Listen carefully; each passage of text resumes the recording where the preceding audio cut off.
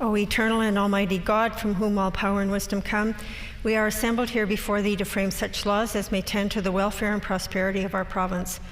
Grant, O merciful God, we pray thee, that we may desire only that which is in accordance with thy will, that we may seek it with wisdom and know it with certainty and accomplish it perfectly, for the glory and honor of thy name and for the welfare of all our people.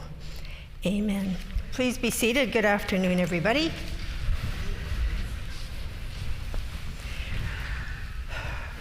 Routine proceedings, introduction of bills. The Honourable Member for St. John's. Which, Madam Speaker, I move, seconded by the member for Point Douglas, that Bill number 300, the Winnipeg Humane Society Foundation Incorporation Amendment Act, be now read a first time.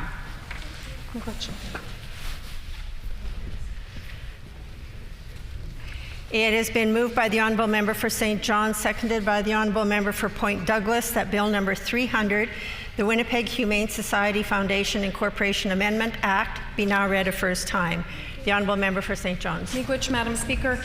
As an animal welfare advocate, I was happy to be approached to bring forward Public Bill 300, the Winnipeg Humane Society Foundation Incorporation Amendment Act, which will change the composition of the Foundation's board and facilitate the appointment of members. This bill will also ensure the long-term success of the Foundation's assets, which will make sure that all animals can find the care they need and the hope of a new home well into the future. I look forward to the House passing this bill. Miigwech, Madam Speaker.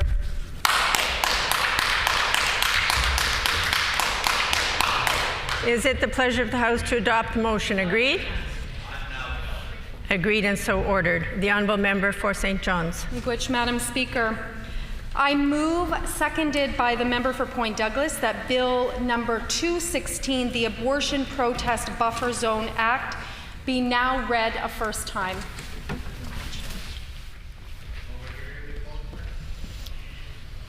It has been moved by the Honourable Member for St. John's, seconded by the Honourable Member for Point Douglas. Order.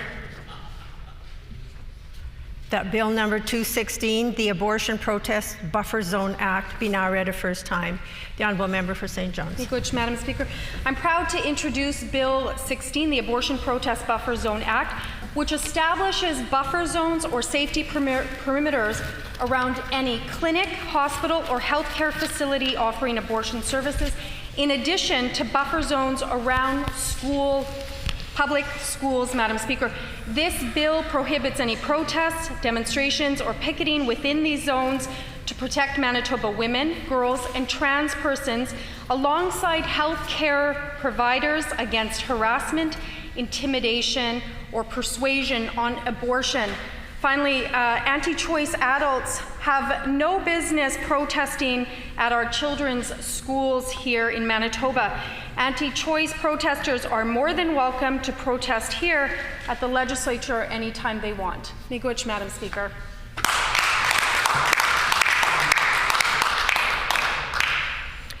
Is it the pleasure of the House to adopt the motion? Agreed? Agreed and so ordered. Committee reports. Tabling of reports.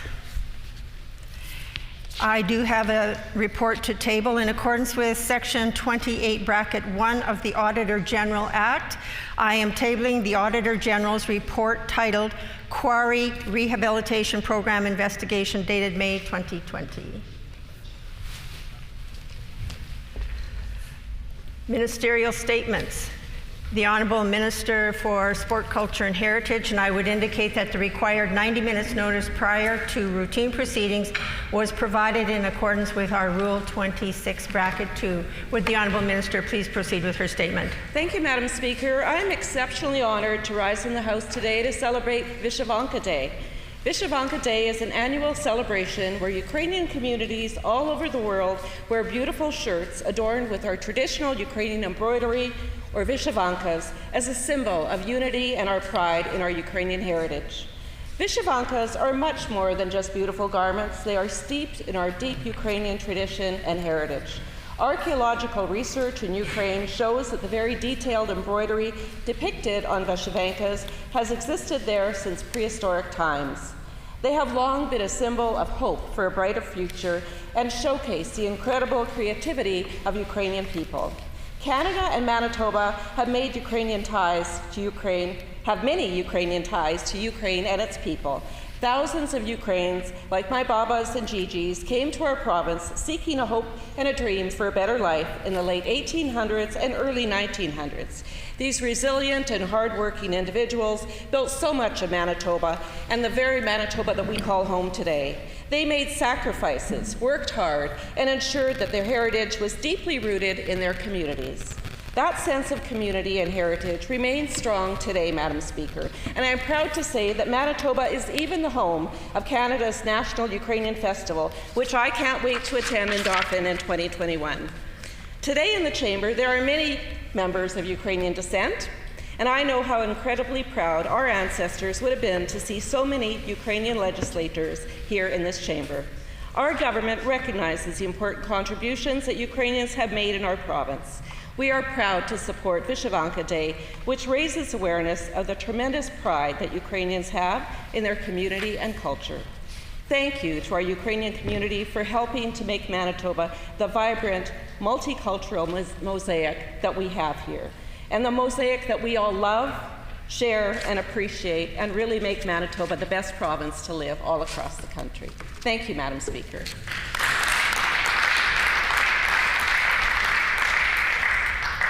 The Honourable Member for Fort Garry.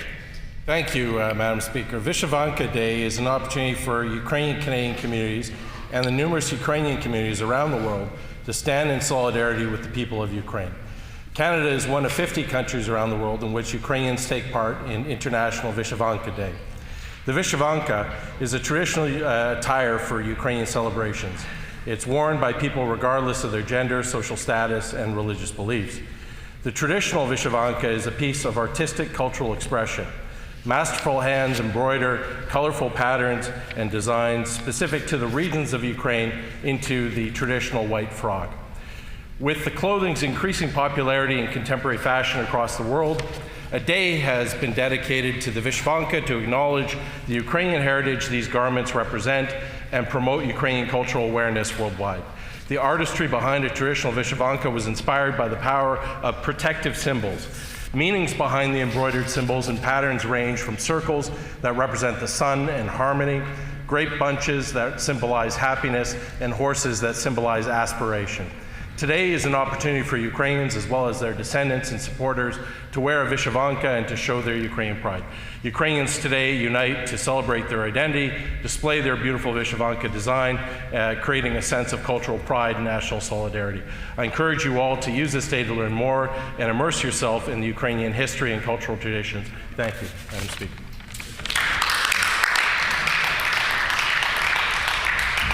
The Honourable Member for Tyndall Park. I ask for leave to respond to the minister's statement. Does the member have leave to respond to the ministerial statement? Leave has been granted. The Honourable Member for Tyndall Park. Thank you, Madam Speaker. It gives me great pleasure to join my colleagues in the legislature to celebrate Vyshyvanka Day. Vyshyvanka being a colorful garment that provides symbols of inspiration, optimism, and hope for the future. Madam Speaker, this day is very important to Ukrainians, descendants from Ukraine, and our larger community, and I'm exceptionally grateful for the strong presence of Ukrainian heritage here in Manitoba.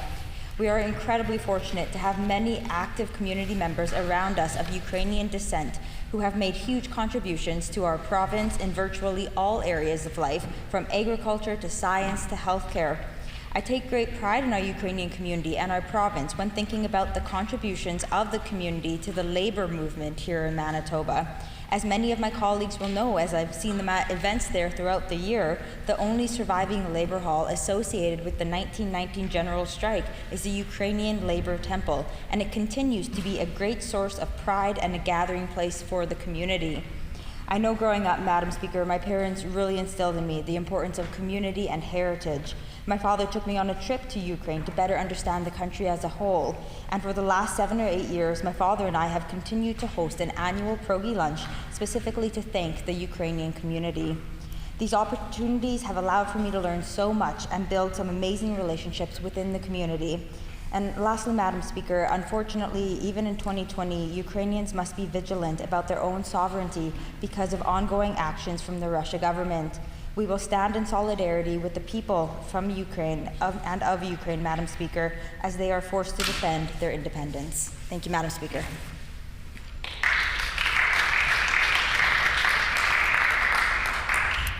Member statements. The Honourable Member for McPhillips. Good afternoon, Madam Speaker. It gives me great pleasure to recognize the Wayfinders of Seven Oaks School Division. Established in the fall of 2008, Wayfinders is an after-school mentorship and advocacy program for high school students living in poverty or marginalized in Northwest Winnipeg. Through a four-pillar model of the additional opportunities and supportive programming outside of the school day, meaning mentorship, tutoring, post-secondary and career exploration, service learning programming, in-school support and advocacy, financial support for students, and a bursary program. Wayfinders strives to be a program that fills the gaps and provides additional opportunities for all 425 students it serves. It was created as a program to address the gaps and provide additional supports to students through intentional and multi-year relationships that they build with students they serve. Wayfinders works for an intervention strategy to create belonging, mastery, independence, and generosity in students' educational lives. These strategies are developed in concert with students, their families, caregivers, school personnel, and other community-minded individuals in a wraparound model that students can thrive and succeed in.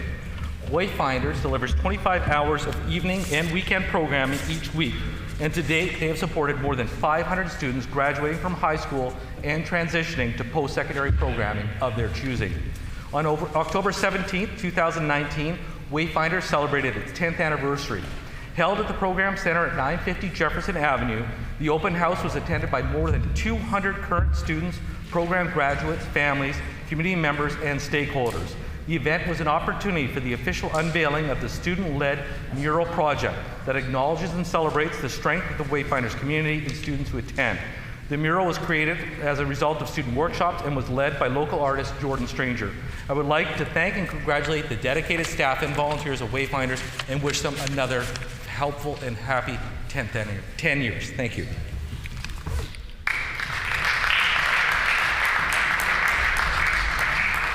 The Honourable Member for Elmwood. Thank you, Madam Speaker. Last November 25th, 2019, I raised the issue of door-to-door direct selling with the Minister of Finance. Media reports and complaints from my constituents gave proof to the urgent need for this government to honor their commitment to help the growing supply of victims of unethical door-to-door sales practices. At the time, I highlighted a particular scam perpetrated by Utilibill, where Manitoba consumers signed contracts promising to pay over $37,000 for a furnace, a HEPA filter, water filter, and electronic air cleaner, when all of these products should have cost less than $10,000, including the equipment and installation. At the time, the minister offered his deepest sympathy to the victims, and he ensured that the House that his government was taking consumer protection issues seriously. I'm pleased to see the minister has introduced Bill 38, a bill amending the Consumer Protection Act prohibiting the direct sale of furnaces, air conditioners, windows, and other household systems and supplies. This will bring Manitoba more into line with Ontario and Alberta when it comes to banning this practice. This is a welcome step in the right direction to protect consumers going forward. However, the minister has done absolutely nothing, zero, to compensate victims of these scams. The minister is aware that direct sellers in Manitoba are required to be bonded in order to compensate victims. I would like to know, has this government called these bonds? And if they have, what day did they call them? Has this been done? And if not, why not? Why is this such a big secret? Is he going to let these bandits walk off scot-free?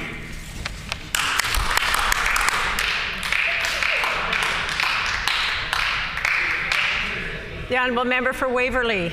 Madam Speaker, today I have the great pleasure of delivering a private member statement honoring Waverley constituent and my good friend, Ms. Evangeline Mansing. For the past several years, Vangie, as she is known by most, has been committed to serving her community. As someone who had made the journey to immigrate to Canada, she understands the hardships that many newcomers face. In 2014, Vangie and her late husband, Mario, decided to kickstart the Life of Peg Association of Manitoba, a unique platform with a mission to assist and guide newcomers as they settle in our province. As a full-time volunteer spending thousands of hours in her organization, she can be found picking newly landed immigrants up from the airport, finding living spaces and directing them towards the right organizations for professional evaluation. Vanjie always keeps her social media open for questions and has even provided her own rental property spaces for families. To help make these individuals feel at home, Vanjie also began a sports fest with games of volleyball and badminton. This way, newcomers had the opportunity to play the sports they love, meet new friends, and network with others, especially others who emigrated from the Philippines. Vanjie has been recognized for her outstanding contribution and dedication commitment to her volunteering initiatives. In January of 2018, she was the recipient of the Pasasalamat, meaning gratitude, award for the category of sports, fitness, and immigration settlement. In May 2019, she launched the Mario T. Manse P. Memorial Scholarship to continue her husband's legacy. Since its inception, 6 scholarships have been awarded for professional engineers from the Philippines who wish to continue the profession here in Manitoba. And most recently, Vanjie provided a total of 210 free meals to frontline workers during this COVID-19 pandemic, just to show some deserved appreciation for their hard work in this difficult time. Madam Speaker, I ask my colleagues to join me in honoring Ms. Evangeline Manse for her positive work in the community and for all the lives she has touched through her love of service. Thank you, Madam Speaker.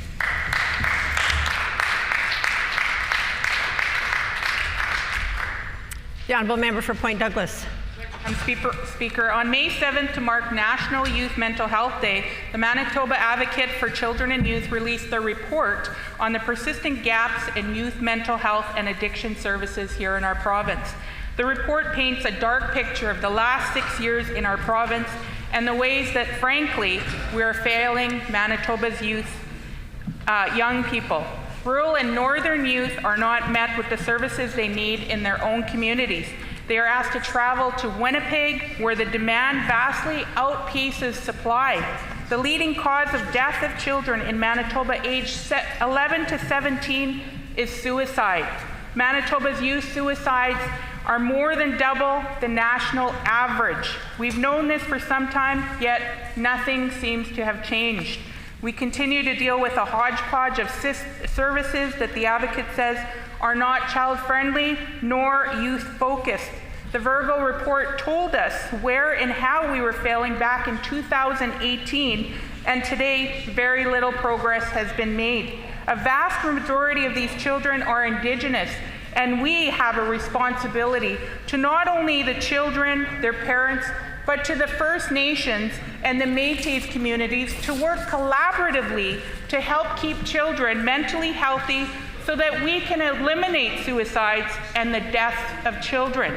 The Advocate released her report in the wake of COVID-19 because, and I quote her here, and I'm sure the Premier should be listening to this, if we'd learned anything from the COVID-19 pandemic response, it's that governments are capable of moving quickly on pressing issues. Children cannot wait any longer to become the priority of this government. Madam Speaker, there really isn't any excuse here. We have seen how quickly things can be done when we see them as urgent and we prioritize lives and public health. Thank you to all the workers who are continually— The member's time has expired.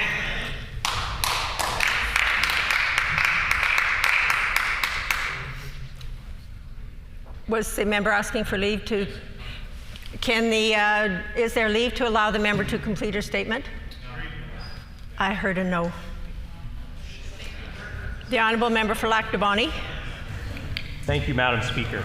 Madam Speaker, I rise today to pay tribute to 2 of my constituents, Mark Fosty and Ben Hildebrand, who recently competed and completed the Iron Dog 2020 snowmobile race in Alaska.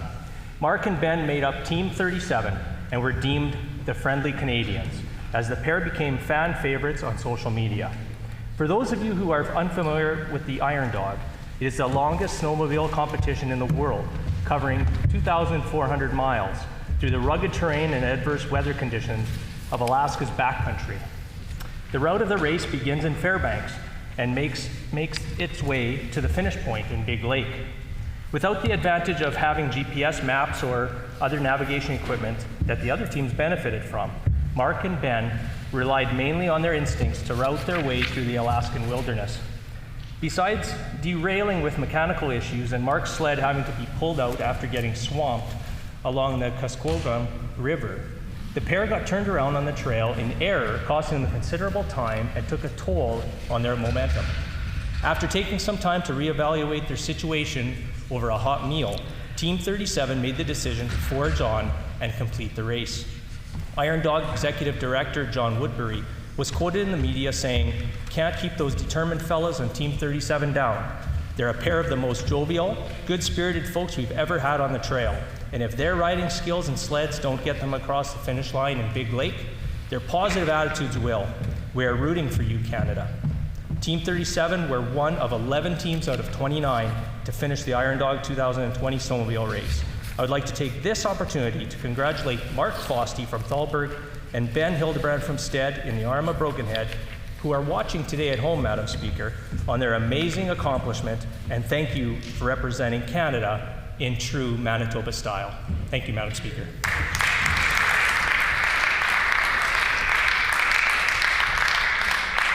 Oral questions. The Honourable Leader of the Official Opposition. It's check day for seniors in Manitoba, with each letter sealed by a kiss from the Premier.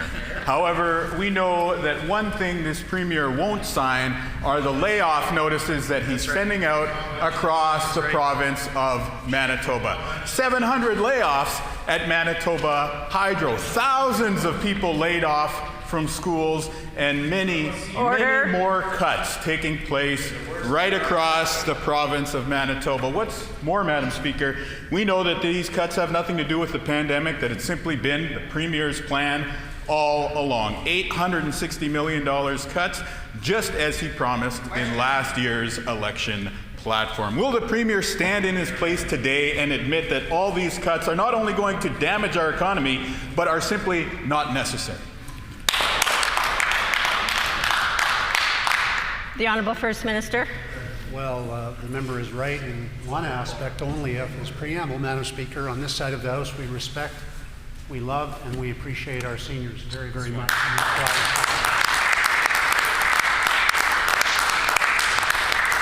We've been acknowledged, actually, as a government, Madam Speaker, as the province which has, through its suite of programs and plans, some of the most ambitious supports for people here, our most vulnerable in particular. And we've also been acknowledged by independent analysis as having the third lowest impact of any Canadian province on our public sector, to the tune of around 2% impact. Now, Madam Speaker, that I think is testament to the degree of support we have, and affection and appreciation we have for our public servants as well.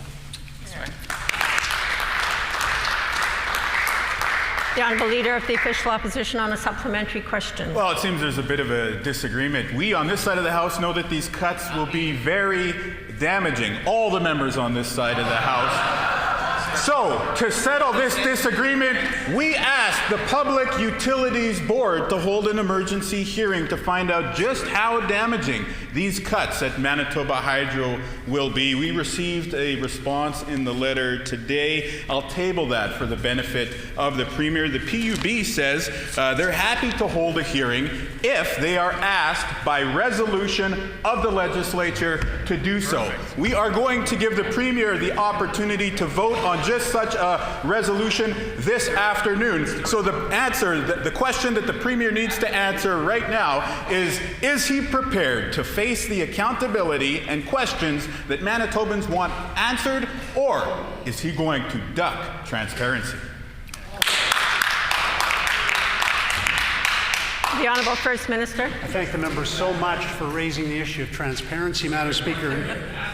In particular, in the context of the Public Utilities Board, the previous NDP government did not allow the bipole waistline, as many call it, Madam Speaker, multi-billion-dollar project to be heard by the Clean Environment Commission, and therefore did not allow the Public Utilities Board the benefit of the full analysis and scrutiny that should have been provided on that mega billion-dollar project, which went, Madam Speaker, billions of dollars over budget. So the member shouldn't throw stones from inside a glass house, Madam Speaker.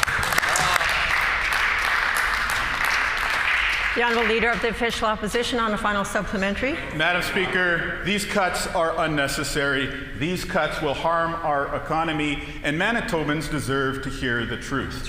What's more, the Public Utilities Board, in the letter that I just tabled, is saying that they are prepared to be the venue to have that hearing of the facts, so Manitobans can hear just how harmful these cuts are going to be. All that needs to happen is for this government and for these cabinet ministers to agree to the resolution we're bringing forward this afternoon. Then the PUB can investigate these cuts, we can have a full hearing of the facts, and Manitobans can know with confidence what the real impact on our economic recovery will be. So the question is simple. Will the Premier agree to pass our resolution this afternoon, or is he going to keep hiding from accountability?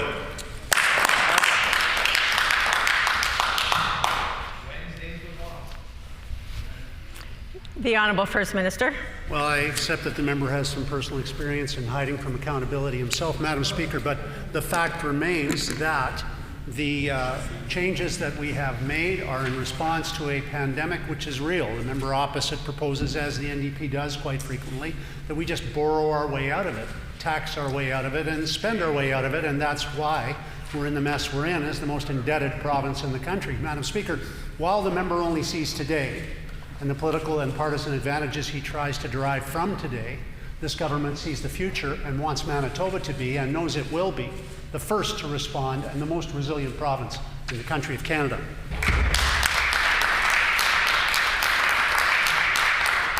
The Honourable Leader of the Official Opposition on a new question. If the Premier is so confident about what he's just said, pass the resolution and let's have the Public Utilities Board be the adjudicator. That's right. We know that the cuts, however, unfortunate as this may be, will go much further than Manitoba Hydro. We are already seeing the impact of the cuts at the universities and colleges on Manitoba, and we know it is the young people, the students, the leaders of tomorrow who will bear the brunt of these cuts. Now, we know that there has been a huge impact already, and the form that it's taking that we've just heard about today are the tuition hikes at the University of Manitoba. In the faculties of arts, of education, and in medicine, the tuition will be skyrocketing by 7% a year, Madam Speaker, and that is directly a result of the orders of this Premier. Will the Premier simply help students get through the pandemic and announce today that he's backing off from the cuts and tuition hikes at post-secondary institutions?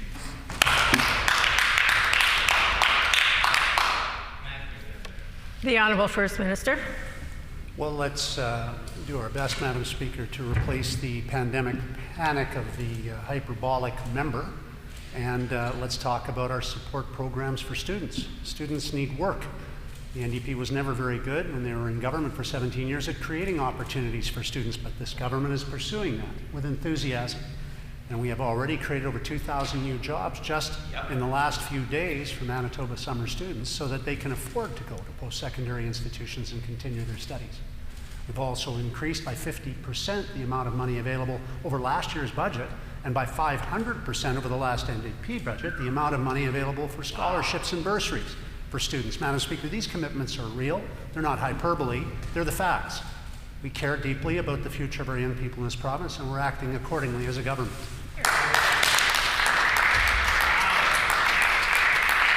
The Honourable Leader of the Official Opposition on a supplementary question.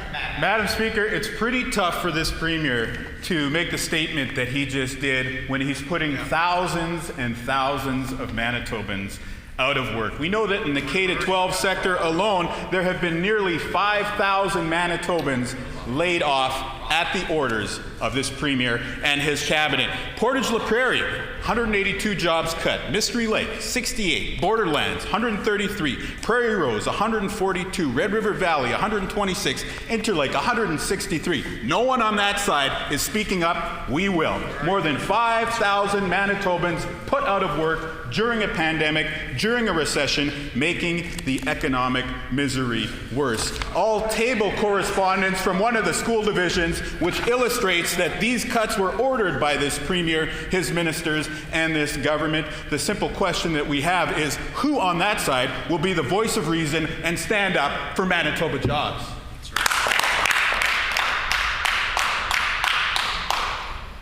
The Honourable First Minister. Let's substitute an irrational rant with some facts, Madam Speaker. Here are the facts. Our GAP program, which was designed specifically to complement the federal program and catch Manitoba small businesses that fall through the cracks, has got successful enrollment already from over 3,400 small businesses throughout our province.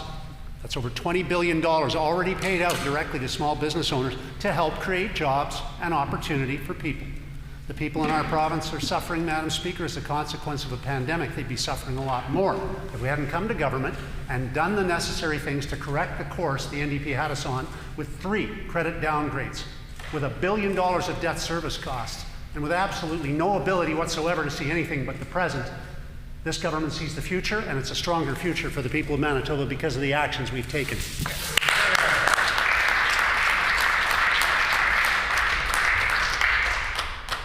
The Honourable Leader of the Official Opposition on a final supplementary. Madam Speaker, I want to take a moment to put a human face on the impact of the cuts that this government is ordering. Now, we know that those 5,000 employees from schools who've been laid off, well, their families are on hard times because of this Premier and his cabinet.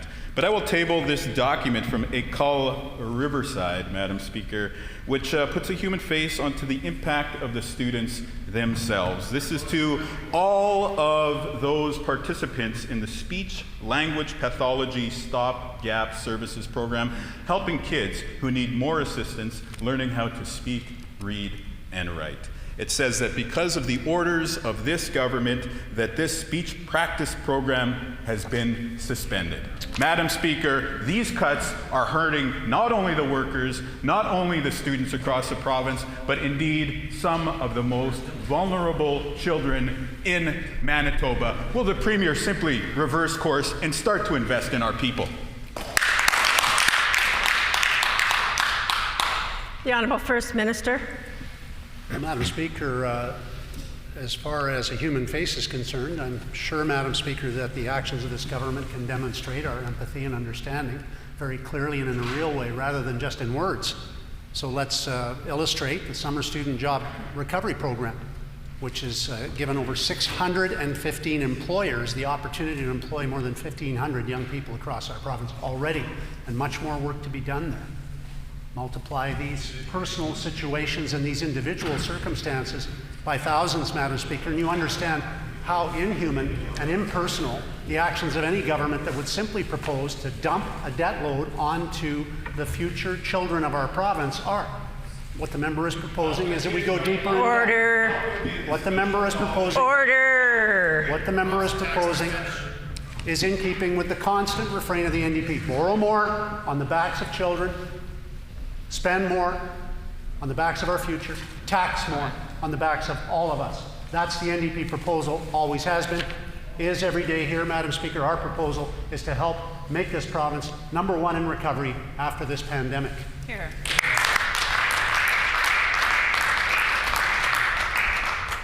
The Honourable Member for Fort Garry. Madam Speaker, we know that large cuts in the midst of a deep recession will only make things worse. But the Pallister government is rigid and ideological. They just can't help themselves. Why else did they arrive at cuts worth exactly the amount they said they would cut during the election, $860 million? The pandemic has simply revealed the government's true intentions. Cuts to schools, cuts to Crown corporations, cuts to frontline services. I asked the minister, why are they making such short-sighted cuts?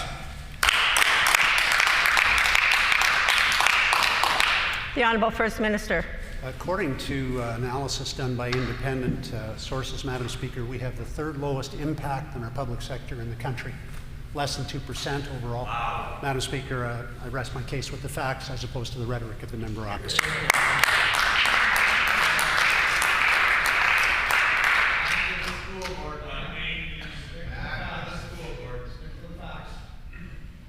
The Honourable Member for Fort Garry on a supplementary question. Well, we see the Premier likes to quote statistics. Well, I have some for him this afternoon.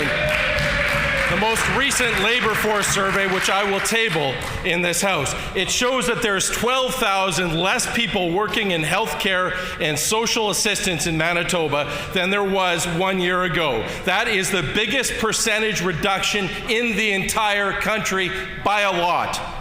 Frontline health and social service care are being weakened in this province, and this labor force survey is just the most recent data. 12,000 less on the front line in healthcare and social services. Why has this government chosen again and again to make such short-sighted cuts?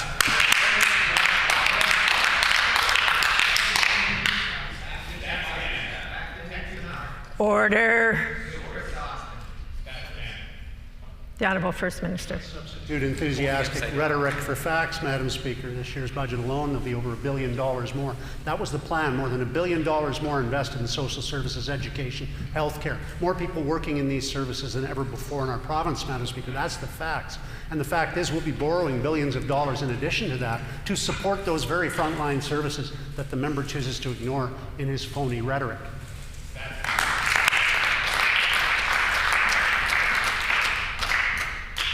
The Honourable Member for Fort Garry on a final supplementary. Well, we have seen again and again what the Pallister government really values. There are 12,000 less people working in healthcare and social services than 1 year ago, and thousands less than months ago. Those are the facts. These are the worst cuts in the entire country by a significant amount. This minister and this premier would have us believe that the reckless cuts don't hurt, but here it is in black and white. Why won't the minister just state the obvious? They cut before, they cut now, they're going to cut tomorrow, and they don't care about frontline services.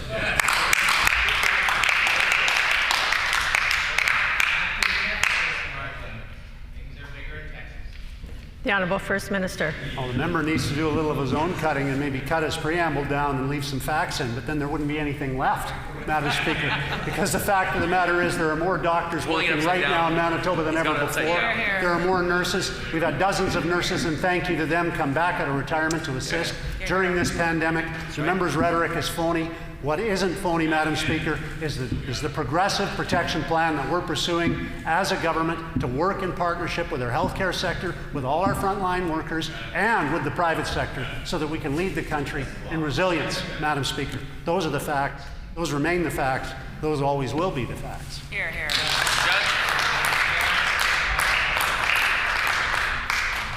The Honourable Member for Concordia. Madam Speaker, we know that for many Manitobans, they've faced unimaginable financial stress during this pandemic. We know that with many families who are facing reduced pay or loss of work for a spouse, they still have rent to pay at the end of the month. And for them, it's a real hardship and it's a struggle. In the face of this uncertainty, the government's freeze on rent is set to expire in just a little while at the end of this month. Will the minister commit to extending freezes on rent increases today here in the House? The Honourable Minister of Finance. Well, thank you, Madam Speaker. And our government takes very proud of the fact that amongst everyone across the country of all provinces, our support programs for people as well as businesses is second to none other provinces. We'll take nothing from that member opposite. In fact, we came to this chamber not over a month ago to pass an additional $1 billion of support to support Manitoba's, whether it be residents or whether it be businesses. That's important. We encourage the members to support these types of initiatives.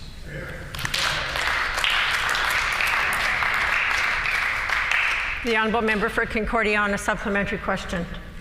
Madam Speaker, with now over 80,000 Manitobans unemployed because of COVID-19, people in many cases have found their income significantly reduced or cut altogether. And for them, it's very difficult to make the monthly rent. But the need to have safe, secure housing has never been more important in this province. Again, the government has only committed to freeze evictions until the end of May. Will the minister commit to extending the freeze on evictions today here in the House? The Honourable Minister of Finance. Well, thank you, Madam Speaker. And we are amongst the first provinces to extend ensuring there is a freeze on rent increases as well as evictions in case there's criminal activity that would be part of it. We provided more support to our residents, not only just before COVID, where we had the Rent Assist program with more than 3,000 more people supported. We want to make sure people are supported here in the province of Manitoba, and that's why we put our money where our mouth is, and we're putting important projects, important initiatives forward that the Privy Council has suggested is number one of all the provinces in terms of our supports for peoples.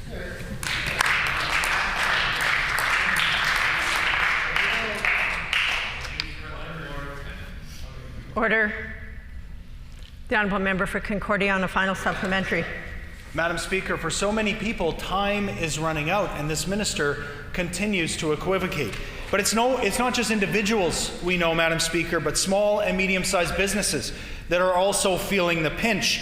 Commercial Rent Assist program has not taken effect, and the program will not go to tenants who have now faced 2 months of reduced or no income.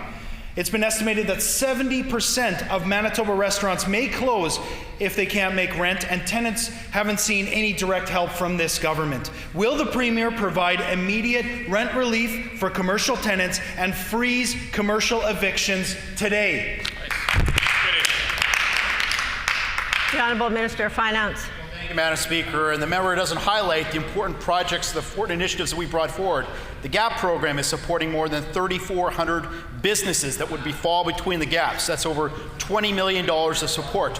We are the first province in Canada to join with the federal government on a commercial rent initiative. We think that's important.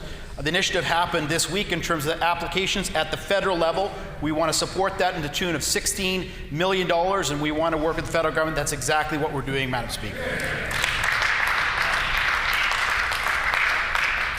The Honourable Member for St. James. Madam Speaker, while the Premier lays off hundreds of frontline workers, creating huge amounts of anxiety for Manitoban families, he continues to pay out huge contracts to insiders like the $2.5 million he's paying to Brad Wall. And now he's giving one of the highest paid positions in the civil service to his political campaign director, David McLaughlin. This position should be nonpartisan and not beholden to a political party, and the payment of money undermines this fact. Will the Premier tell this House how much money the PC party has paid or given to David McLaughlin this year?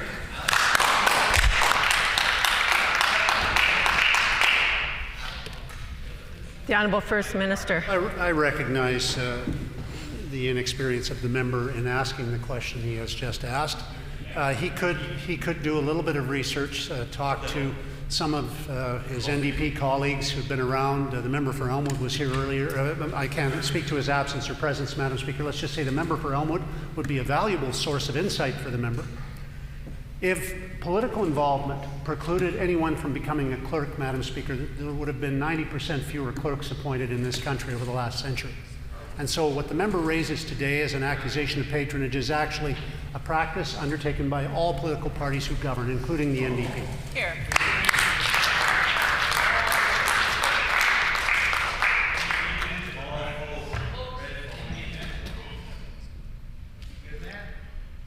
The Honourable Member for St. James on a supplementary question. Thank you, Madam Speaker. According to the Conflict of Interest Act, all members of this House must disclose any and all compensation they receive from a political party.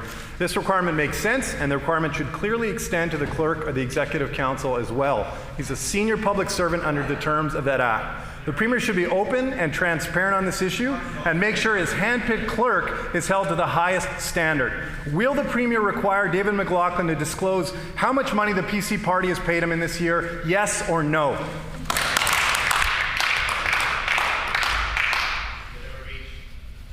The Honourable First Minister. I appreciate that the member's inexperience allows him to pursue this hopeless line of questioning, Madam Speaker. I will only say to him that if he was to endeavour to do just a wee bit of research, he might come up with NDP clerks who came with minimal experience in the public sector. David McLaughlin has extensive experience at the highest levels of the public sector.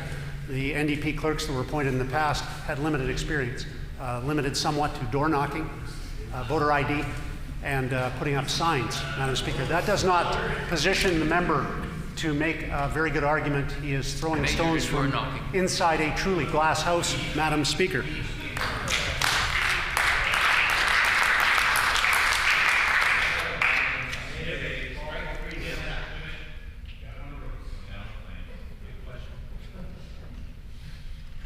The honourable member for St. James on a final supplementary. Thank you, Madam Speaker. There should be no problem in telling Manitobans whether or not a political party has been paying Mr. McLaughlin. He's supposed to be a nonpartisan head of 12,000 frontline workers. It undermines the impartiality of the office if Mr. McLaughlin has been receiving thousands of dollars from a political party, and it makes a bad situation worse if the Premier won't tell Manitobans about it. Will the Premier be clear? How much money has the PC party paid to his new clerk this year? The Honourable First Minister. Well, again, the member clearly had a line of questioning which he refuses to depart from, Madam Speaker. That speaks more to dumb stubbornness than it does to an ability to strategically ask a question. Madam Speaker, the actual fact of the matter is that the role of Clerk of the Executive Council is one which requires a vast array of experiences. We are going to benefit as a province from someone who has a vast array of experiences in both the public sector, in the private sector, and also as a political partisan.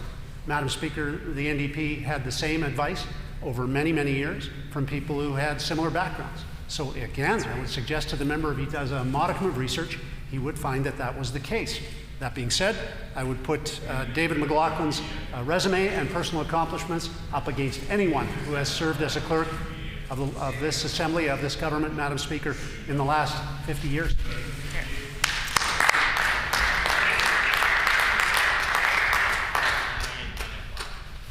Order, please. It's getting a little bit tense in here. We haven't seen this in a little while, and so we seem to be reverting back to some old habits. I would just encourage members that when they are putting words on the record to be careful and be kind in some of the descriptions we use for other people. So I would urge members, you might want to give this some thought. We've still got a ways to go on oral questions, and I would just ask that appropriate language be used in the House when we are referring to other members. The honourable member for St. John's. Which, Madam Speaker, for weeks we've asked the Premier for real accountability, and unsurprisingly the Premier refuses while he continues his brutal cuts. I've repeatedly asked the government House Leader for more sitting days to facilitate proper oversight of his boss's decision. The Premier callously rushes through hundreds of millions of dollars in cuts while also laying off thousands of Manitobans, Madam Speaker. It's simply undemocratic to avoid accountability, Madam Speaker. What's the Premier's plan for more sitting days of the Manitoba Legislature? The Honourable First Minister. First of all, the member again throws stones from a glass house, inhabited by her for close to a decade, where she cashed checks but demonstrated no ability to produce work of any value for the people of Manitoba. Secondly, the member had the opportunity to serve the people of Manitoba and to function respectfully as a House Leader and chose not to, and instead decided to erect a blockade against any work being done just a few weeks ago. Manitobans won't soon forget that, Madam Speaker.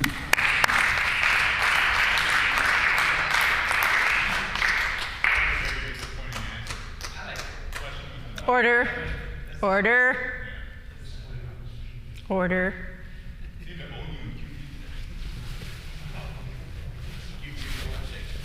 Order.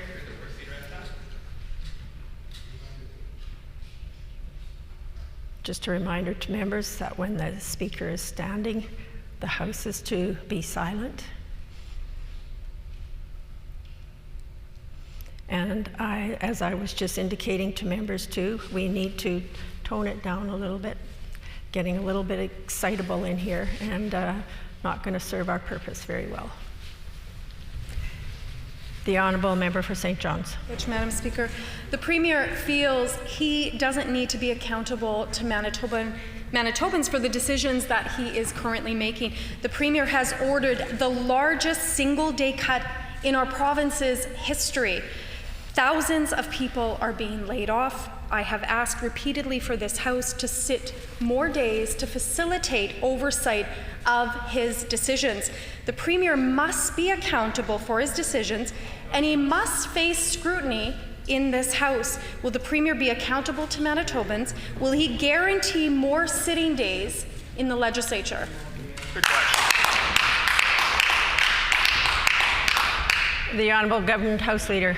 Madam Speaker, each and every day this government shows us accountability, whether that is through press conferences with the Premier or other ministers where they take questions from the media and then of course are speaking to the public. Madam Speaker, there are Crown Corporations committees that are coming up, Madam Speaker, where members opposite will have the opportunity to ask questions. When I look back statistically, though, at this session, as difficult as it is, I've noticed that the opposition, led by the very member who asked a question, has filibustered about a third of the question periods that we've been scheduled to have, Madam Speaker.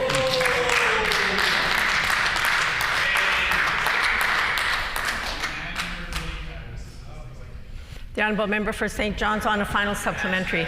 Thank you, Madam Speaker.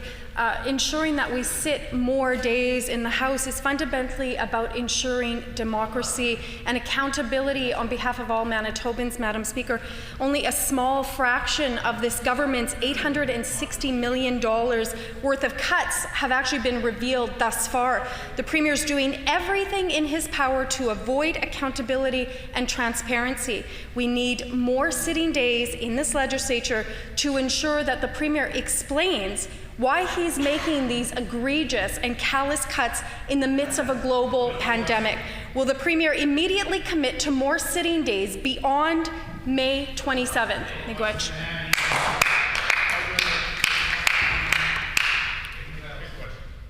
The Honourable First Minister. Thank you, Madam Speaker. Just 2 points for the member. If she would do some research, which I know is difficult for her, but she might find that we are sitting more frequently than 6 other Canadian provinces and about the same as the federal government right now. Right. But she might also, if she on reflection chose to, examine her own behavior in wasting over a week of this House's sitting time by offering up nothing but a blockade during a pandemic. By doing this, the member gives the lie to her argument that she cares about accountability and simply demonstrates, as she did again just now, that she puts partisanship ahead of partnership every single time.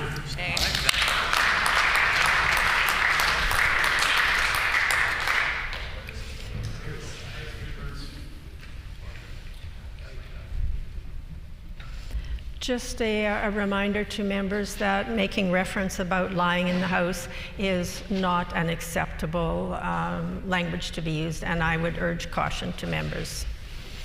The Honourable Member for St. Boniface. Thank you, Madam Speaker. The Premier has announced that aside from sending a $200 check to himself, he's also going to write himself a personal thank you and include a letter to 225,000 seniors in Manitoba.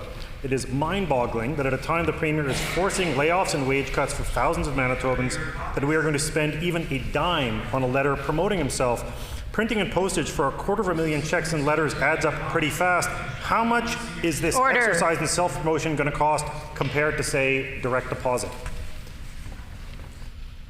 The Honourable First Minister. I do appreciate sincerely the member raising this issue yet again in the House. It is refreshing over and above his constant argument for a larger office, Madam Speaker. Let me say, though, that he does oppose a program that we introduced out of respect and appreciation for our seniors and out of acknowledging, Madam Speaker, that they are at the greatest risk of dying as a consequence of COVID-19. To show that respect is something we think is worthwhile. And Madam Speaker, so does the federal government, so he'll have to take this up with Justin Trudeau as well. You just announced the same thing. The Honourable Member for St. Boniface on a supplementary question. Thank you, Madam Speaker. In a crisis, we still need to make decisions based on evidence. The Premier has yet to offer a shred of evidence that any cuts at all are necessary. The government finances are a black hole, and instead of facts or figures, we hear manipulation. This government has not been able to keep its story straight, even the claim that there were 3 credit downgrades that are the responsibility of the NDP, when 2 of them happened under this government.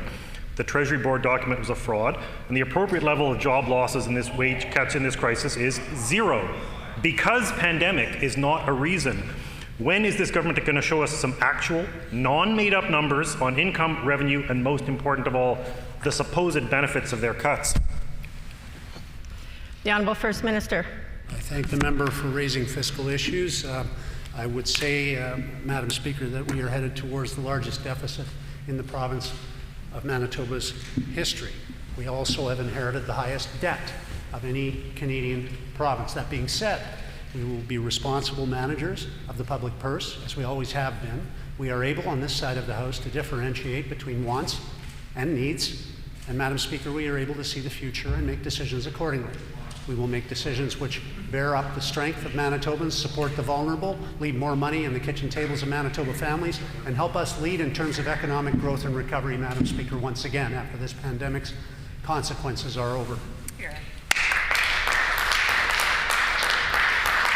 The Honourable Member for Tyndall Park on a final supplementary. Thank you, Madam Speaker. This government has outsourced provincial park permitting to an American company, which has increased the cost of entering provincial parks. This is the opposite of what we should be doing, as Manitobans are currently faced with strict travel restrictions and financial hardships caused by the pandemic. Now more than ever, we should be supporting local businesses, not outsourcing to an international company.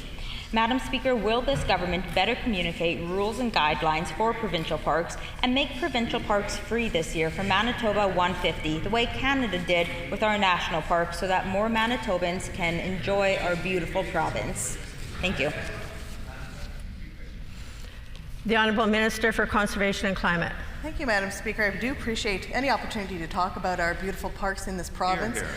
We were one of the very few provinces that left our parks open to the public because of their wonderful work keeping social distance, and we will continue to reflect on the hard work of Manitobans and reward them with access to our parks.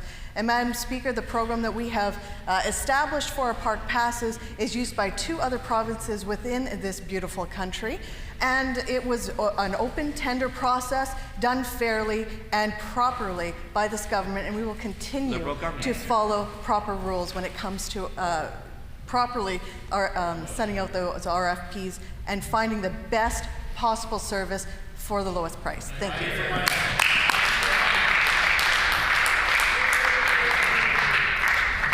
The Honourable Member for Lac-du-Bonny. Thank you, Madam Speaker. Madam Speaker, one of the most effective tools in the fight against COVID-19 is quality personal protective equipment, or PPE. Even though global supply chains have been impacted by this pandemic, Manitobans have stepped up to the plate with creative, can-do solutions that are helping us to meet our PPE needs so we can keep Manitobans safe. Madam Speaker, can the Minister of Central Services please tell the House about some of the Made in Manitoba success stories?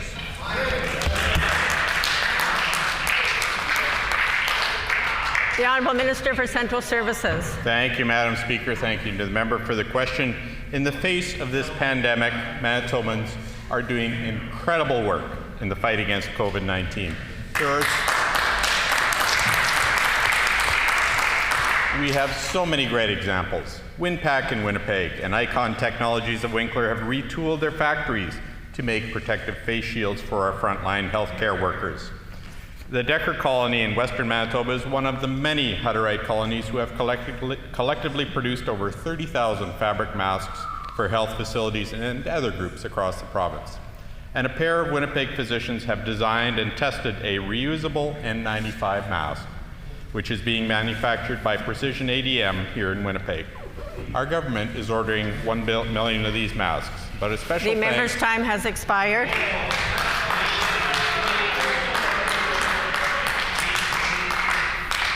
The Honourable Member for Thompson. Just a couple of weeks ago, we asked the Minister what her plan was for childcare in Manitoba as we begin to reopening the economy. And 2 weeks later, we have still not heard or seen a plan on how they're reopening daycares and how they'll keep workers and kids safe. This is concerning because we know that many parents and businesses can't return to work safely if their children do not have childcare. When will the Minister release a comprehensive plan for childcare that aligns with economy reopening?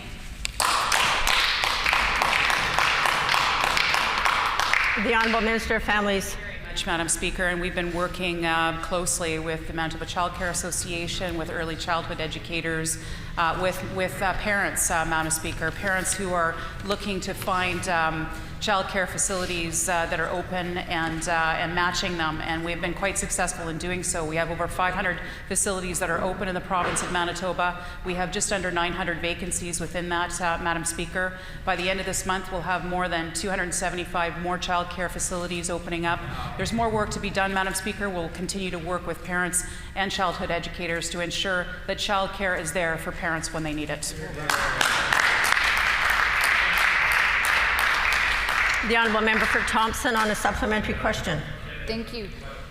The minister claimed she wants to open 6,000 homes to childcare, but we know that this was a failure as we continue to hear from families across that childcare services is needed. We simply don't have the childcare capacity right now to meet the demands of Manitobans returning to work, because the minister has spent more time focusing on this failed plan than providing a real plan. Childcare is essential. The Premier and this government should make it a priority. How much of the $18 million devoted to home childcare has been spent to date?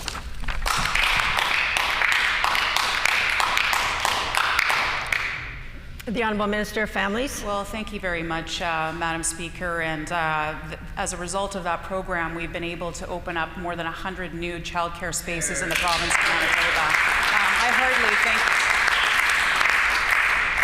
I hardly think that that's irrelevant for those parents that need to access childcare in our province, Madam Speaker. So again, we'll continue to work with parents, we'll continue to work with stakeholders to ensure that childcare is there for parents when they need it, especially as they start to move back towards employment, going back to work in the province of Manitoba. We'll make sure that childcare is there for when they need it.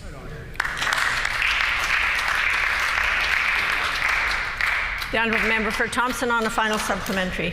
This is $1 million in funding that could have been put towards frontline child care centres to pay for personal protective equipment and aid in their reopening.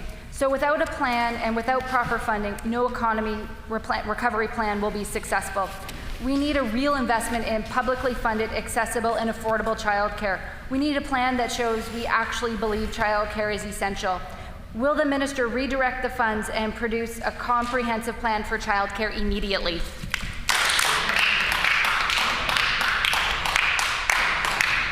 The Honourable Minister of Families. Well, Madam Speaker, as a result of 17 years of NDP mismanagement in the area of childcare, where they took a very ideological approach to childcare delivery in the province of Manitoba, Madam Speaker, I will tell you that we take a very different approach. We want to ensure that childcare is there for Manitoba families when they need it. We will develop a system and a program that is there for those families when they need it, because that is what childcare should provide in the province of Manitoba.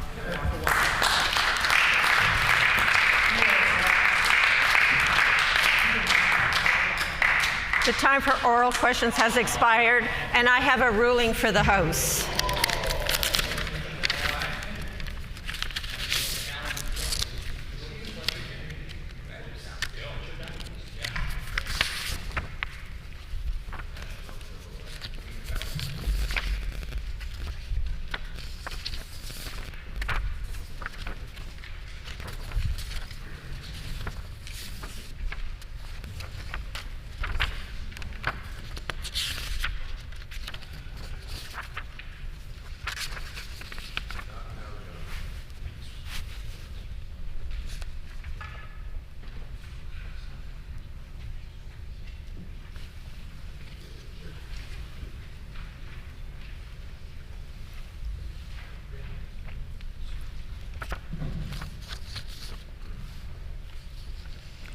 Immediately following the prayer on March 11, 2020, the Honourable Leader of the Official Opposition raised a matter of privilege, contending that the government was violating his privileges and the privileges of all Manitobans by having a large number of government bills placed on the notice and order papers. He stated that this was undermining democratic processes and was intended to suppress debate and discussion. At the conclusion of his remarks, he moved that, and I quote, that the issue of the Pallister's government abuse of the rules of this House and its undemocratic practices be immediately referred to a committee of the House, end quote. The Honourable Government House Leader and the Honourable Member for River Heights also spoke to the matter of privilege, which was then taken under advisement. I thank all Honourable Members for their advice to the Chair. There are two conditions that must be satisfied in order for the matter raised to be ruled in order as a prima facie case of privilege. First, was the issue raised at the earliest opportunity, and second, has sufficient evidence been provided to demonstrate that the privileges of the House have been breached in order to warrant putting the matter to the House. On the first issue of timeliness, the Honourable Leader of the Official Opposition advised that he was raising the issue at the earliest opportunity on Wednesday, March 11th. However, the government bills he was referring to appeared on the notice paper on Tuesday, March 10th. Therefore, I conclude that the issue of timeliness was not met. Regarding the second issue, I would like to advise the House that a matter concerning the methods by which the House proceeds in the conduct of business is a matter of order, not privilege. Joseph Mango, in the second edition of Parliamentary Privilege in Canada, states on page 14 that, and I quote, allegations of breach of privilege by a member in the House that amount to complaints about procedures and practices in the House are by very nature matters of order, end quote. He also states on page 223 of the same edition, and I quote, a breach of the standing orders or a failure to follow an established practice would invoke a point of order rather than a question of privilege, end quote. I should also note that the protection of parliamentary privilege only applies to members of the Legislative Assembly and is not applicable to the public. Although the Honourable Leader of the Official Opposition may have a different opinion regarding the timing of and volume of government legislation coming forward, it falls more into a category of a complaint against the government, and nor has it been demonstrated that a breach of parliamentary privilege has occurred. With the greatest of respect, I therefore rule that the matter raised does not fulfill the criteria of a prima facie case of privilege. Petitions. The Honourable Member for Concordia. Thank you very much, Madam Speaker, and I wish to present the following petition to the Legislative Assembly of Manitoba. And the background to this petition is as follows. Number one, the provincial government plans to close the Dauphin Correctional Centre, DCC, in May 2020. Number two, the DCC is one of the largest employers in Dauphin, providing the community with good, family-supporting jobs. Number three, approximately 80 families will be directly affected by the closure, which will also impact the local economy. Number four, as of January 27th, 2020, Manitoba's justice system was already more than 250 inmates over capacity. We petition the Legislative Assembly of Manitoba as follows. To urge the Minister of Justice to immediately reverse the decision to close the DCC and to proceed with the previous plan to build a new correctional and healing center with an expanded courthouse in Dauphin. And this petition, Madam Speaker, is signed by many Manitobans. In accordance with our Rule 133(6), when petitions are read, they are deemed to be received by the House. The Honourable Member for Fort Garry. Thank you, Madam Speaker. I wish to present the following petition to the Legislative Assembly. The background to this petition is as follows. The provincial government plans to close the Dauphin Correctional Centre, DCC, in May 2020. The DCC is one of the largest employers in Dauphin, providing the community with good family-supporting jobs. Approximately 80 families will be directly affected by the closure, which will also impact the local economy. As of January 27, 2020, Manitoba Justice System was already more than 250 inmates over capacity. We petition the Legislative Assembly of Manitoba as follows: to urge the Minister of Justice to immediately reverse the decision to close the DCC and to proceed with the previous plan to build a new correctional and healing center with an expanded courthouse in Dauphin. And this has been signed by many Manitobans. Thank you. The Honourable Member for Point Douglas. Miigwech, Madam Speaker. I wish to present the following petition to the Legislative Assembly of Manitoba. The background to this petition is as follows. 1. The provincial government plans to close the Dauphin Correctional Centre, DCC, in May 2020. 2, the DCC is one of the largest employers in Dauphin, providing the community with good family-supporting jobs. 3, approximately 80 families will be directly affected by the closure, which will also impact the local economy. 4, as of January 27, 2020, Manitoba's justice system was already more than 250 inmates over capacity. We petition the Legislative Assembly of Manitoba as follows: to urge the Minister of Justice to immediately reverse the decision to close the DCC and proceed with the previous plan to build a new correctional and healing center with an expanded courthouse in Dauphin. And this is signed by Letitia Shannon, Clay Shannon, and Lucille Lapointe, and many, many other Manitobans.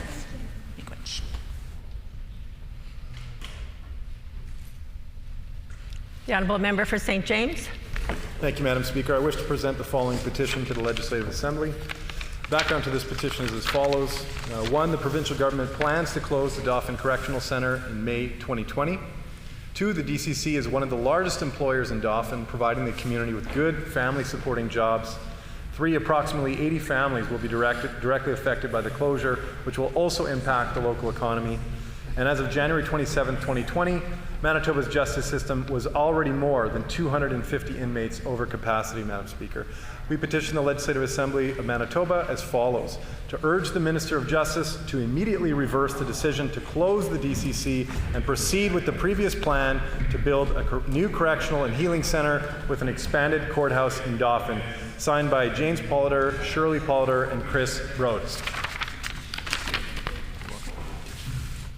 The Honourable Member for Union Station.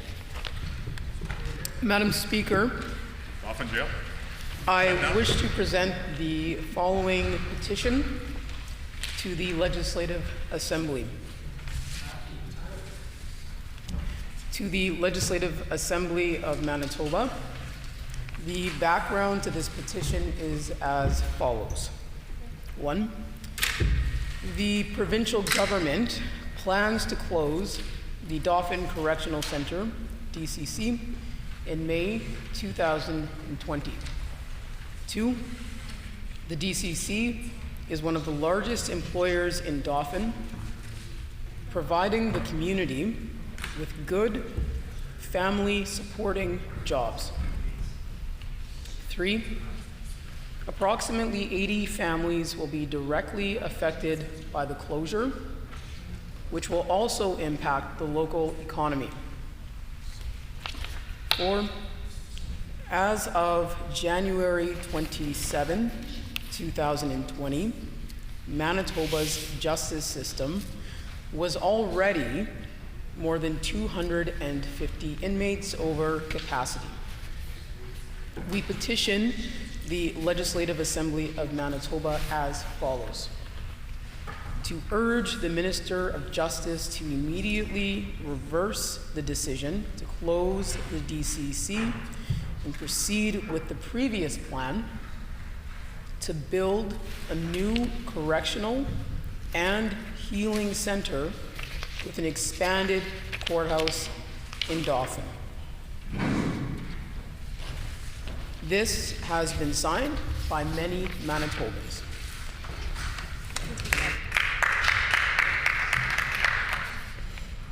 The Honourable Member for St. John's. Which, Madam Speaker? Madam Speaker, I wish to present the following petition to the Legislative Assembly. To the Legislative Assembly of Manitoba, the background to this petition is as follows. 1, provincial government plans to close the Dauphin Correctional Centre, DCC, in May 2020.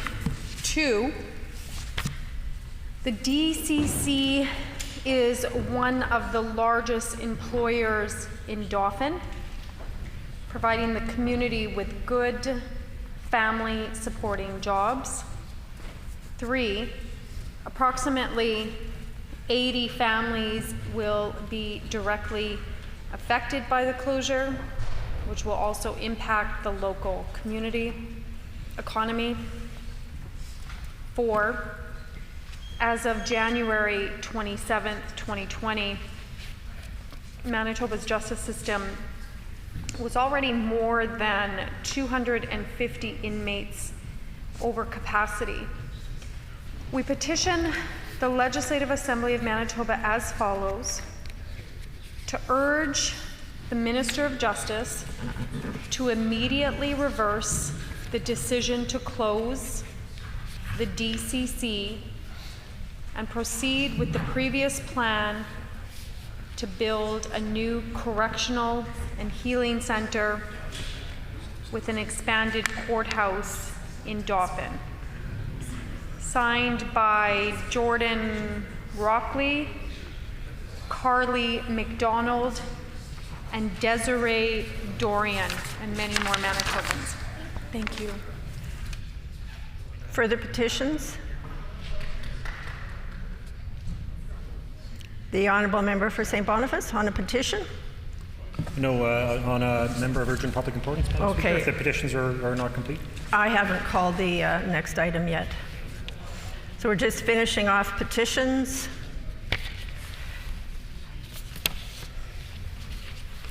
And I have been notified that a member wishes to bring forward a matter of urgent public importance. The Honourable Member for St. Boniface. Thank you, Madam Speaker. I move that under Rule 38, bracket 1, the ordinary business of the House be set aside to discuss a matter of urgent public importance, namely the need for urgent attention and debate around the recently announced appointment of David McLaughlin, campaign manager for the Progressive Conservative Party of Manitoba in 2016 and 2019, to the role of Clerk of the Executive Council. Before recognizing the Honourable Member for St. Boniface, I should remind all members that under Rule 38, bracket 2, the mover of a motion on a matter of urgent public importance and one member from the other recognized parties in the House are allowed not more than 10 minutes to explain the urgency of debating the matter immediately. As stated in Beauchesne, citation 390, urgency in this context means the urgency of immediate debate, not of the subject matter of the motion. In their remarks, members should focus exclusively on whether or not there is urgency of debate and whether or not the ordinary opportunities for debate will enable the House to consider the matter early enough to ensure that the public interest will not suffer. The Honourable Member for St. Boniface. Thank you, Madam Speaker. I do hope that we can have an urgent public debate on the hiring of David McLaughlin in the position of the Clerk of the Executive Council. It is important in that it is an unprecedented politicization of the public service. Because we are in a pandemic and because there are special rules around our sitting, this is our first opportunity to address this issue since it was announced last week. Clearly, we will not have any other opportunities to discuss this in the House in the next days until the next week. I would add there are a number of standard objections to raising these issues, namely that there are often other venues and opportunities to raise this issue, but the current situation of the emergency and special sittings and special arrangements that we've had to make around this means that those opportunities are not available to us. We do not have daily oral questions. On occasion, my colleagues and I we have not had the opportunity to make member statements. That's not a venue that's been available to us. Estimates and committees to review legislation are not functioning yet. We are operating the legislature at 1/3 capacity, all of which means that we have fewer opportunities. And I would like to emphasize we are calling for a full debate, an emergency debate on a matter of urgent public importance. And a debate by its nature is more substantive. It does not have the severe time restrictions imposed during oral questions. Because I share my questions with my Liberal colleagues in an arrangement with the Speaker and the House. In the current arrangement, I have a total of Order, please. I have a total. The member may continue. I just want to indicate that I'm having some difficulty hearing because there are a number of conversations going on in the House. So if everybody could please bring their conversations to a halt, that would be very good. The Honourable Member for St. Boniface. Thank you, Madam Speaker. Because I share my questions with my Liberal colleagues in the current arrangement, I have a total of 90 seconds to ask 2 questions a day, which amounts to 2 questions a week, and 2 answers, which, it being question period, do not always rise to the level of being an answer, which are also limited in time. And the fact is that this is a matter of urgent public importance as a question of debate. A member statement is a one-sided statement. It is not a debate. So is a ministerial statement. And an enormous amount of monumental decisions are being made, and the current pandemic shutdown has imposed incredible restrictions on our ability as legislators to hold the government to account. As to the question of whether this is important, there's no question, Madam Speaker, this is of public importance. Le Premier ministre du Manitoba a décidé de mettre le chef de campagne du parti PC en charge du gouvernement du Manitoba. C'est une décision sans précédent. Ça envoie un message clair que le Premier ministre veut transformer le gouvernement du Manitoba en machine pour réélire les conservateurs. Ceci est la corruption. The public importance of the Premier's decision to hire his own campaign manager as the senior-most bureaucrat in the public service sends a clear signal that the Premier is turning the Manitoba government into a machine to re-elect the PCs. Instead of having to raise money like the rest of us, the Premier is going to use the public treasury to finance his own party. The decision to hire David McLaughlin is an unprecedented politicization of the public service. The Clerk of the Executive Council is not a patronage position to be used to reward political friends, Madam Speaker, and I was truly surprised by many of the comments the First Minister made, the disparaging comments he made towards people who've occupied the position of the Clerk of the Executive Council to diminish their expertise and their role. I know that in the ultra-partisan environment of this chamber, it may seem quaint to appeal to the notion that anyone is supposed to be non-partisan, especially anyone who works in government. But there are thousands of conscientious individuals who work in the public service, who get up in the morning, do their jobs to serve the public and the government of the day, no matter its political stripe, as fairly as humanly possible. I don't take the view that everyone is just out for themselves and is just looking to line their own pockets. That, I find, is a projection on the part of politicians who think that way. The role of an independent public service is essential to the proper functioning of a democratic government. The clerk and other senior public servants are supposed to provide fearless and independent advice no matter what party is in power. In Ottawa, the equivalent position is the clerk of the Privy Council. People in that position have served and advised multiple prime ministers from different political parties without ever engaging in partisan activities. There is simply no way that David McLaughlin can function in this role.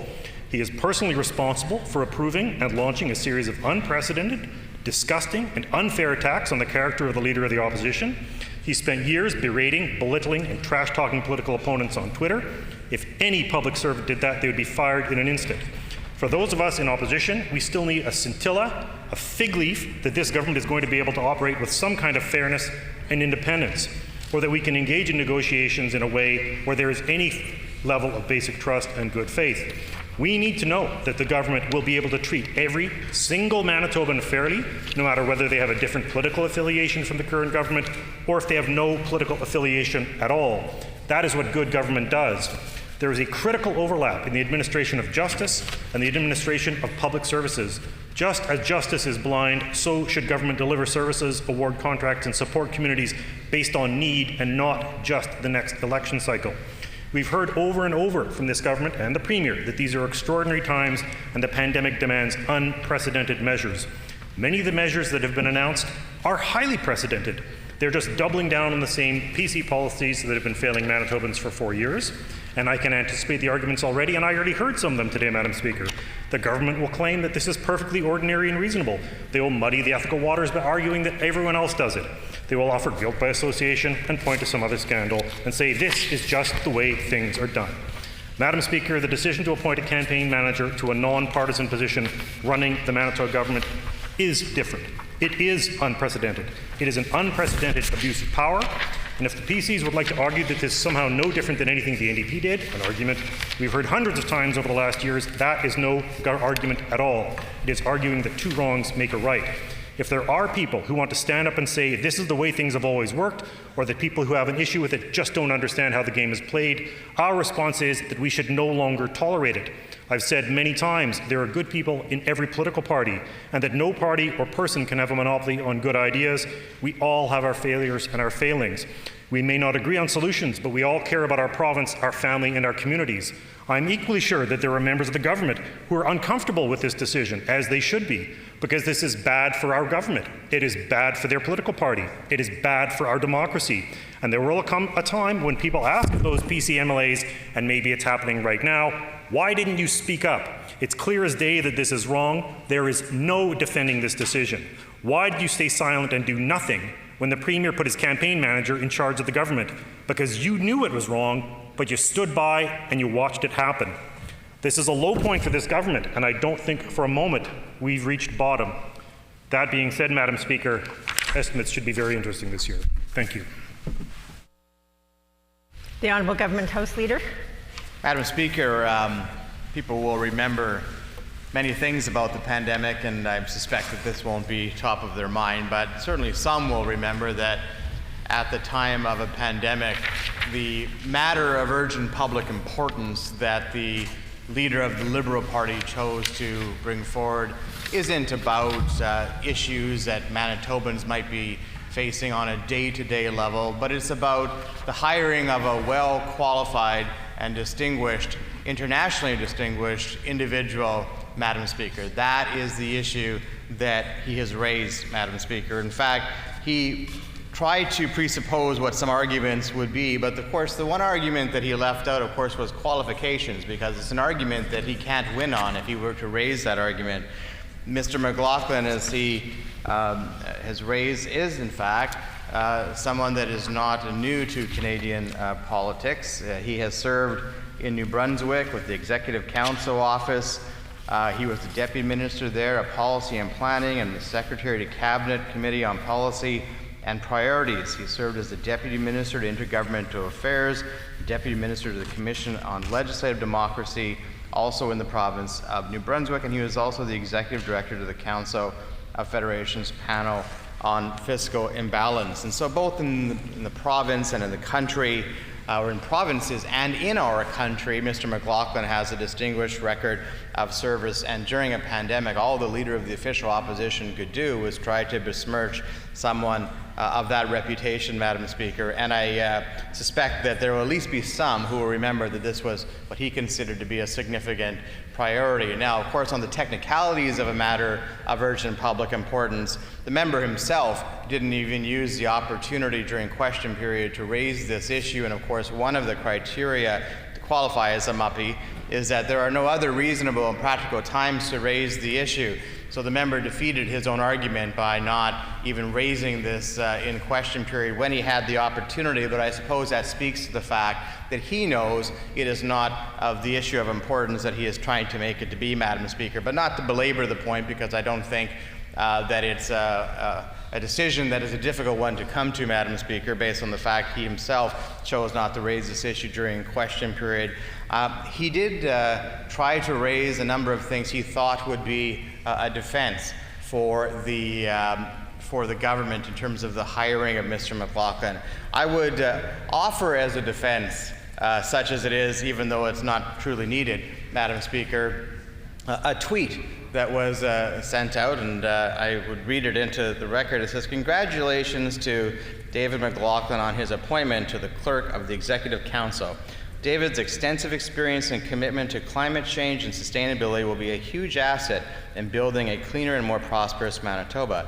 And that's a tweet that came from Catherine McKenna, the federal Liberal Minister of Infrastructure and Communities, Madam Speaker. So perhaps the Liberal leader in Manitoba may want to speak to the federal Liberal government. He cited instances in Ottawa about how they do things in Ottawa, but clearly he hasn't fact-checked, even with his own federal cousins. It is a rare day, Madam Speaker, where I find myself in square agreement with the federal Liberal Party, but it must be the pandemic that's getting to me. But I fully say that the Liberals are right on this one. Mr. McLaughlin is fully qualified for this job.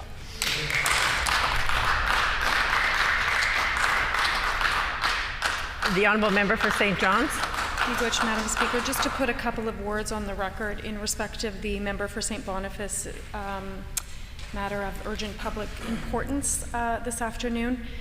I would have to agree with the government House Leader, Madam Speaker, that if it had been such an urgent matter, the member for St. Boniface could have brought it up in question period, as did my colleague from St. James. My colleague from St. James brought up some and attempted to ask some very serious, important questions on behalf of not only this side for the official opposition, but on behalf of all Manitobans, particularly on behalf of public servants, of which we now know that David McLaughlin will have a fundamental role in what transpires with public servants and in their lives here.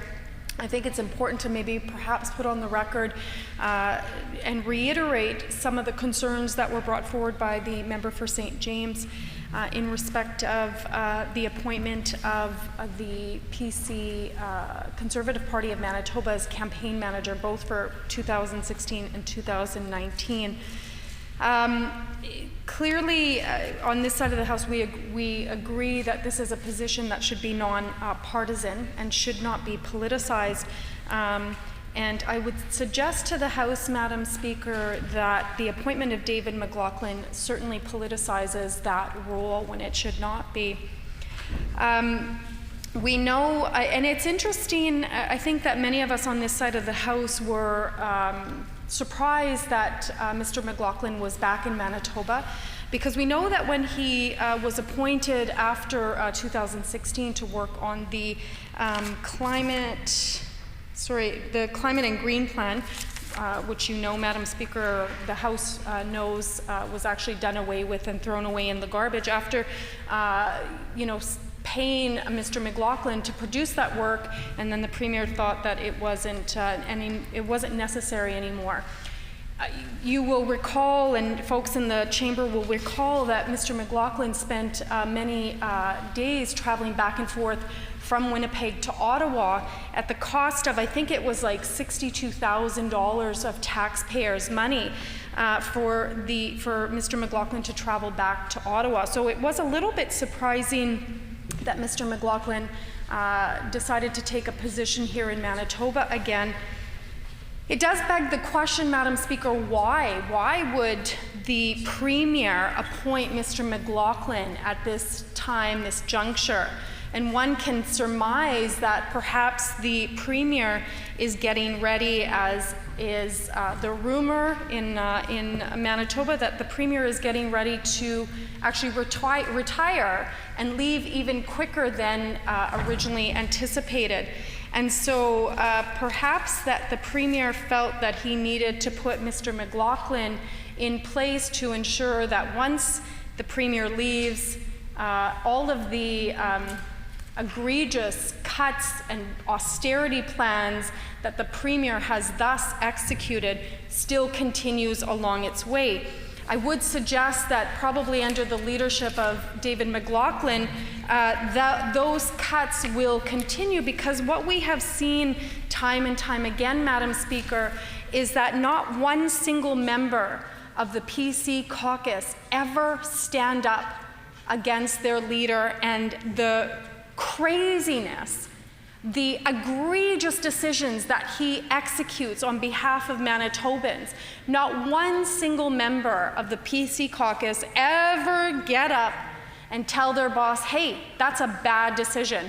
Like maybe the appointment of David McLaughlin. I'm sure that nobody got up and said to their boss that it was a bad decision to appoint a political person to this very important position within the Manitoba government infrastructure here. And so I would suggest that David McLaughlin is here for other reasons as well than just that he is appointed to. Madam Speaker, I would like to put on the record as well a couple of other things in respect of Mr. McLaughlin. One, I think it is important for Manitoba taxpayers to know definitively whether or not Mr. McLaughlin will be, as he did in the past, be traveling back and forth to Ottawa at a very expensive cost to Manitoba taxpayers. If he plans on doing that, and perhaps not right now, Madam Speaker, we all know that flights and flight schedules have kind of shifted because we're in the midst of a global pandemic. But when this is over, does Mr. McLaughlin plan on going back and forth to Manitoba? And who will be paying for those costs? Not only the cost for the tickets, Madam Speaker, and the cost for going back and forth and all of that that's involved, but actually also the carbon emissions in respect of flying. So who will be offsetting those costs if indeed he does do that? I do want to just pick up on something that the member for St. Boniface also mentioned in his discussion or his notes here. It's important for Manitobans to recognize that the Premier appointed an individual who has spent considerable time on social media, in particular Twitter, to attack individuals that sit on this side of the House, not the least to say the leader of the NDP. Mr. McLaughlin, I would suggest, in partnership with the Premier, is the very architect of what could only be described as very disgusting personal attacks during the 2019 election of the leader of the NDP. This is who's been appointed, Madam Speaker, the very architect of these repeated gross Trump-like US personal attacks on the leader of the NDP, is now in charge and is now charged with ensuring that he's working on the best possible way for 12,000 frontline workers.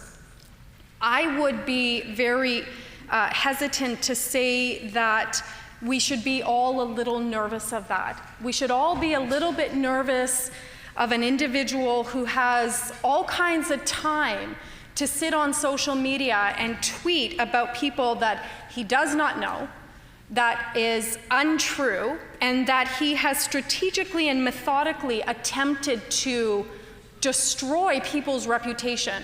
This is who the Premier of Manitoba has appointed, that the individual will be responsible for public servants. Madam Speaker, I think that it is, again, I would agree with the government House Leader that this isn't a matter of urgent public importance. The member for St. Boniface could have raised this during QP as we did, and I do want to thank my colleague from the member for St. James for bringing this up. This is an important matter. Manitobans should be aware of who is now at the helm of dealing with public servants.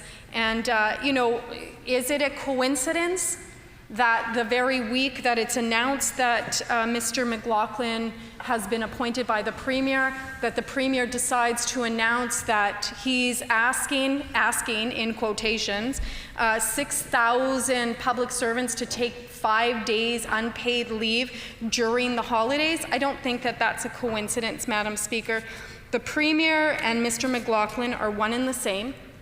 Mr. McLaughlin will certainly execute the Premier's and continue the Premier's plan of austerity on the citizens of Manitoba. And we should all be very nervous, and we should all request transparency and accountability, not only from the Premier, not only from Mr. McLaughlin, but certainly from every member of the PC caucus who, once again, has shown they refuse to stand up to their boss and the decisions that he's making that affects every single Manitoban here. Miigwech, Madam Speaker. I thank the honourable members for their advice to the chair on the motion proposed by the honourable member for St. Boniface. The notice required by Rule 38(1) was provided. Under our rules and practices, the subject matter requiring urgent consideration must be so pressing that the public interest will suffer if the matter is not given immediate attention. There must also be no other reasonable opportunities to raise the matter. I have listened very carefully to the arguments put forward, as this is an issue that some members may have a keen interest in. Unfortunately, this motion does not fit the criteria as a matter of urgent public importance, as there are other opportunities that can be used to raise this issue, including oral questions, member statements, and grievances. With the greatest of respect, the motion is out of order as a matter of urgent public importance. Grievances? The honourable member for Thompson. Madam Speaker, I rise today on a grievance. Northern communities deserve answers regarding their safety. and their concerns are not being heard or responded to in a timely fashion. As the Minister is aware, and this House should know, there is a very serious health concern being raised in northern Manitoba, hydro work camps during the COVID-19 crisis. As I have expressed to the Minister, contractors from other areas are being brought to the hydro camps. This greatly increases the possibility of infection and spread of the virus. This is unacceptable. Lives are at risk. I am greatly concerned about the health and well-being of the First Nation partners of the kiosk, including Wetaskiwak Cree Nation, War Lake First Nation, Fox Lake First Nation, and York Factory First Nation. We need to ensure that they are treated as true partners in this project. And their concerns are real. Judicial and court action only further to undermine the trust and escalate tensions in what is obviously a difficult situation. As I understand it, the corporation is not meeting with their partners at this time. This simply is not what partnership should look like, and certainly not what reconciliation looks like. The concerns of the communities need to be heard. They deserve more from this government. I have raised this issue with the Minister, and these communities need to hear from the Pallister government. Manitoba Hydro is bringing in contractors from areas that have high levels of COVID-19. The people making these choices do not live in the north. I would welcome the Minister of Crown Services, the Hydro CEO, and the Premier to spend a shift rotation in Kiosk Dam site if they feel every possible precaution has been taken to ensure the safety of Northerners. Northern healthcare system is already strained with the cuts from this government. There's no ICU beds. The CEO of the NRHA, Helga Bryant herself, could not say how many life flight planes are available. If COVID-19 gets into the north, it would be devastating due to the systemic underfunding of First Nations. The Wetaskiwak Cree Nation does not have access to an airport, and they can only travel by Highway 280. First Nation partners in this project have found the response and their concerns disjointed and confusing as Hydro has changed their protocol for kiosk. First, it was 7 days of isolation. Now it's 14 days. I ask you, how can somebody self-isolate well en route to kiosk when they're already on their way to the north? Will Hydro make self-isolation areas in communities for when workers return home? It is clear the Pallister government is simply flying by the seat of their pants rather than developing solutions with the communities first. Unfortunately, even precautions put forward are based on the honor system out-of-province workers self-isolate before coming north. Many of these contractors are coming from Quebec and will have to fly out of Montreal, which has major outbreaks. What will happen if travelers get sick well en route to kiosk? There is just so many questions and no answers. Will the Minister meet with the First Nations leadership? Why won't the Pallister government meet and talk with the leadership of northern communities? I would ask the Minister to stop this and meet with the First Nations in true and meaningful, because we are all in this together.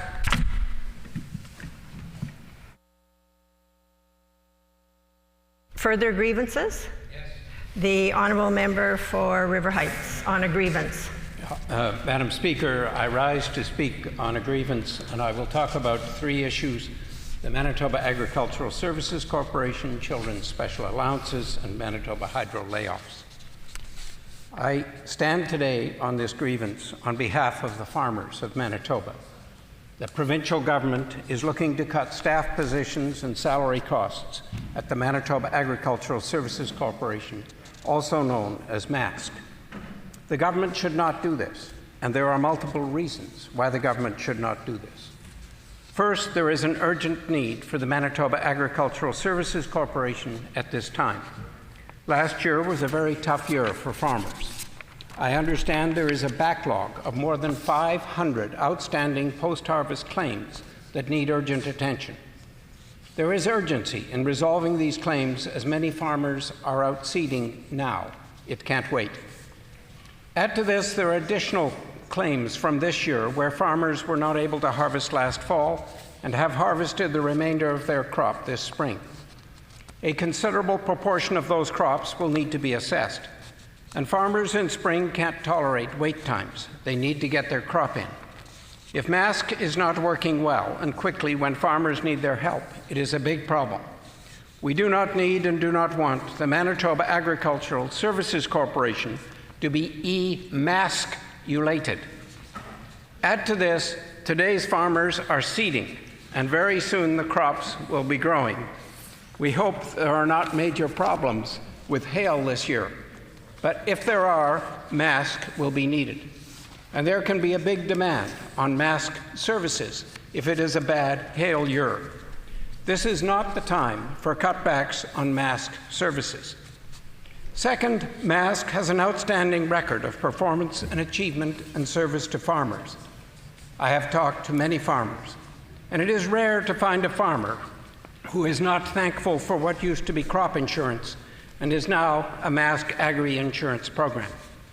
Indeed, I've been told by one longtime farmer that the MASK programs are the most important programs for farmers.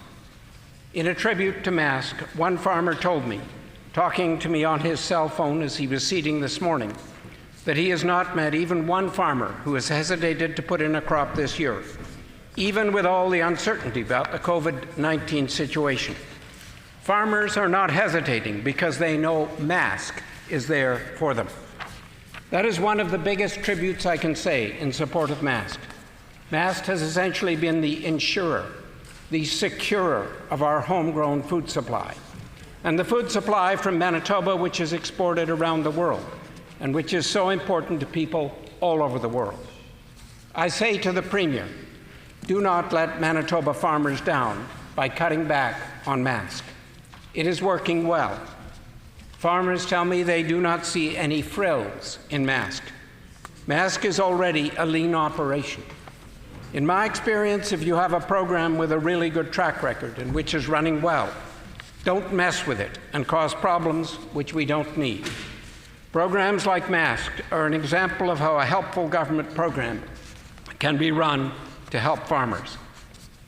Third, MASK is a lean program and is constantly improving its programs and services and using more digital delivery of services. It does not make sense to arbitrarily cut a lean and efficiently run service. A number of years ago, there was a technology switch at MASK so that adjusters were working with laptop computers, and MASK did not cut back on the number of, it did cut back then on the number of employees who were keying in data because they weren't needed as much anymore. There was a business case then for cutbacks, and they were made. There is no business case now for cutbacks to MASK. Fourth, MASK is currently in the middle of a technology transformation. It is a massive job. The government should not be cutting back staff at MASK in the middle of this transformation. It involves a lot of extra training, it involves major adjustments to the work, and this is not a time to be cutting people when the people are badly needed by and for the organization and for farmers. Fifth, most MASK programs are run with a combination of federal and provincial dollars. It is important that Manitoba is able to deliver programs like agri-stability and agri-insurance well on behalf of both governments. I say to the Premier, please do not put us in a position where farmers have trouble accessing federal as well as provincial programs. Sixth, we are in the middle of a pandemic. Now is not the time to be cutting staff and destabilizing people's lives. Indeed, MASK is needed at full strength right now, not just to deal with the backlog, not just to deal with the technology transformation, but specifically because there is added need for flexibility in the response to the pandemic. People at MASK have adjusted with more people working from home, although adjusting and lending staff are still going out to meet farmers while following full physical distancing guidelines. The Cabinet may want to run a new program through MASK to help farmers manage the difficult situation, for example, with falling beef prices. Flexibility and rapidity of response are critical during the COVID-19 pandemic. You do not want to cut the very people who are so critical in helping with the pandemic response. I say to the Premier, do not cut the people who are so essential to farmers producing our food supply during this COVID-19 pandemic. Madam Speaker, I talked to one farmer who had this to say. He said he had heard that the Premier was calling for MASK to make cutbacks. He said, I would be hard-pressed to see where the Premier's coming from. He added, I'm not sure what message the Premier and his government are sending by making cutbacks to masks, but I, as a farmer, don't like the message. Madam Speaker, I speak today on this critical matter, the future of masks and the critical need for masks, the Manitoba Agricultural Service Corporation, to be fully staffed and fully operational at this most critical of years for all of us.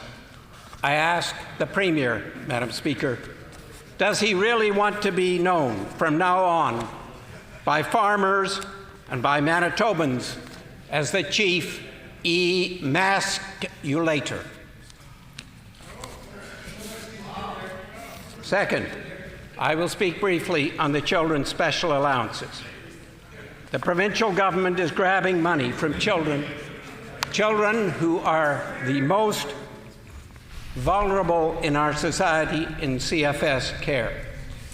And they're using legislation which they're bringing in this session to make it very difficult for the children to ever get their money back. This is wrong. Third, I will say a few words about Manitoba Hydro. The Premier is mandating major cutbacks in the number of employees at Manitoba Hydro. Manitoba Hydro has over many years provided excellent service to Manitobans. All over our province, Manitobans rely on having access to Manitoba Hydro's electricity. The safety and security of our hydro network in Manitoba is critically important to all of us. With our cold winters, we cannot tolerate delays in restoring power. Manitoba farmers, as an example, are very dependent on Manitoba Hydro for their home and their farming operations. Food processors and other manufacturers, as with virtually every business in our province, is dependent on Manitoba Hydro. Why is the Premier putting the access to Manitoba's hydro's electricity at risk? Why, at the time of the COVID-19 pandemic, is the Premier acting to put at risk the basic lives, businesses, and security of Manitobans by making cutbacks to Manitoba Hydro? Why, at a time when we're moving toward more use of renewable electricity, including hydroelectric power, would the Premier and his government jeopardize the future of Manitoba Hydro? Manitoba Hydro workers contribute much to our province. The province should not desert Hydro employees at the time of this pandemic. Already, the Premier has made deep cuts to Manitoba Hydro. For the first time in my more than 20 years as an MLA, I have received repeated concerns about electricity outages in a part of River Heights. It is likely the slower response and the repeated nature of the outages are a result of the cutbacks the Premier has already made. The Premier should not make further cuts, as he's now doing. He will jeopardize the security we all have from a high-performing utility. I call on the Premier to act immediately to abandon his cuts to Manitoba Hydro. Merci, miigwech. Thank you. Orders of the day, government business. The House will now consider the Opposition Day motion of the Honourable Leader of the Official Opposition. I will now recognize the Honourable Leader of the Official Opposition.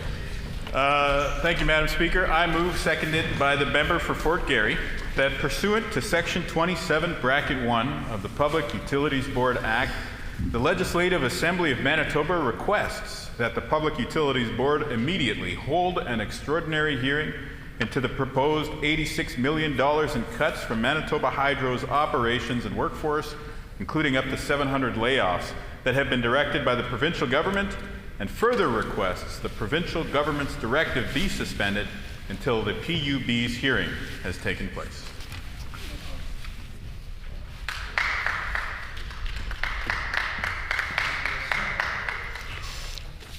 It has been moved by the Honourable Leader of the Official Opposition, seconded by the Honourable Member for Fort Garry, that pursuant to Section 27(1) of the Public Utilities Board Act, the Legislative Assembly of Manitoba requests that the Public Utilities Board immediately hold an extraordinary hearing into the proposed $86 million in cuts from Manitoba Hydro's operations and workforce, including up to 700 layoffs that have been directed by the provincial government, and further requests the provincial government's directive be suspended until the PUB's hearing has taken place.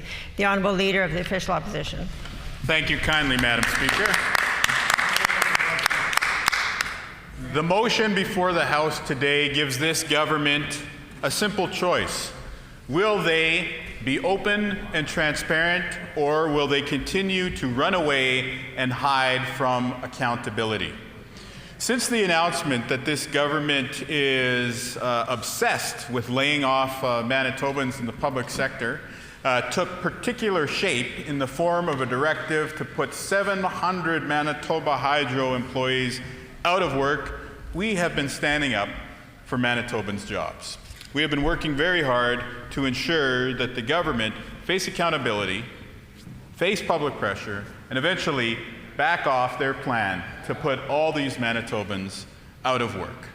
We know economic history and theory teaches us that during a recession, governments have to make investments to keep Manitobans working and to keep the economy moving. What I just said, Madam Speaker, was a paraphrase of what former Prime Minister Stephen Harper said in 2008 during the great financial crisis. So it is clear from his actions, if perhaps not his words, that the issue of putting people out of work during a recession being a terrible idea is agreed by both those on the right wing as well as on the left wing. It simply defies logic and common sense that this government, seeing so many sectors of the economy hurting right now, would decide that the appropriate response is to go to some of those sectors still operating and decide to cause economic pain and misery there as well. It will not only prolong the recession and deepen the current economic crisis. When we look at the role of Manitoba Hydro in our province's economy, in terms of its future for the environment, and in terms of reconciliation with impacts on Indigenous communities, we know that the cut being handed down under the cover of the COVID pandemic will be one that Manitobans pay the price for many, many years to come. And so the motion that we move today accomplishes the following, Madam Speaker. It would ask the Public Utilities Board, according to a section of the Act that governs them, to have a hearing to investigate the facts surrounding this cut of Manitoba Hydro that has been ordered by this government. Now, the Public Utilities Board has actually been quite helpful for us in this respect. Last week, I took the opportunity to write a letter to the PUB to ask them to commence such a hearing. Now, on the first day, the PUB's response initially was to say that they didn't have the power to compel the government or to order the government to do something. Now, this was important because up to now, the minister and the premiers have previously tried to avoid taking responsibility for the cuts taking place at Manitoba Hydro, though clearly the chair of the Public Utilities Board is connecting the dots and saying that these cuts are the direction of this government. But their helpfulness went even beyond that. Just today, we received a letter from the Public Utilities Board which made clear that the PUB could commence this hearing that we're asking for should they be asked to do so by a resolution passed in this legislature. Of course, this letter also said that the PUB will be investigating this matter at their next hearing.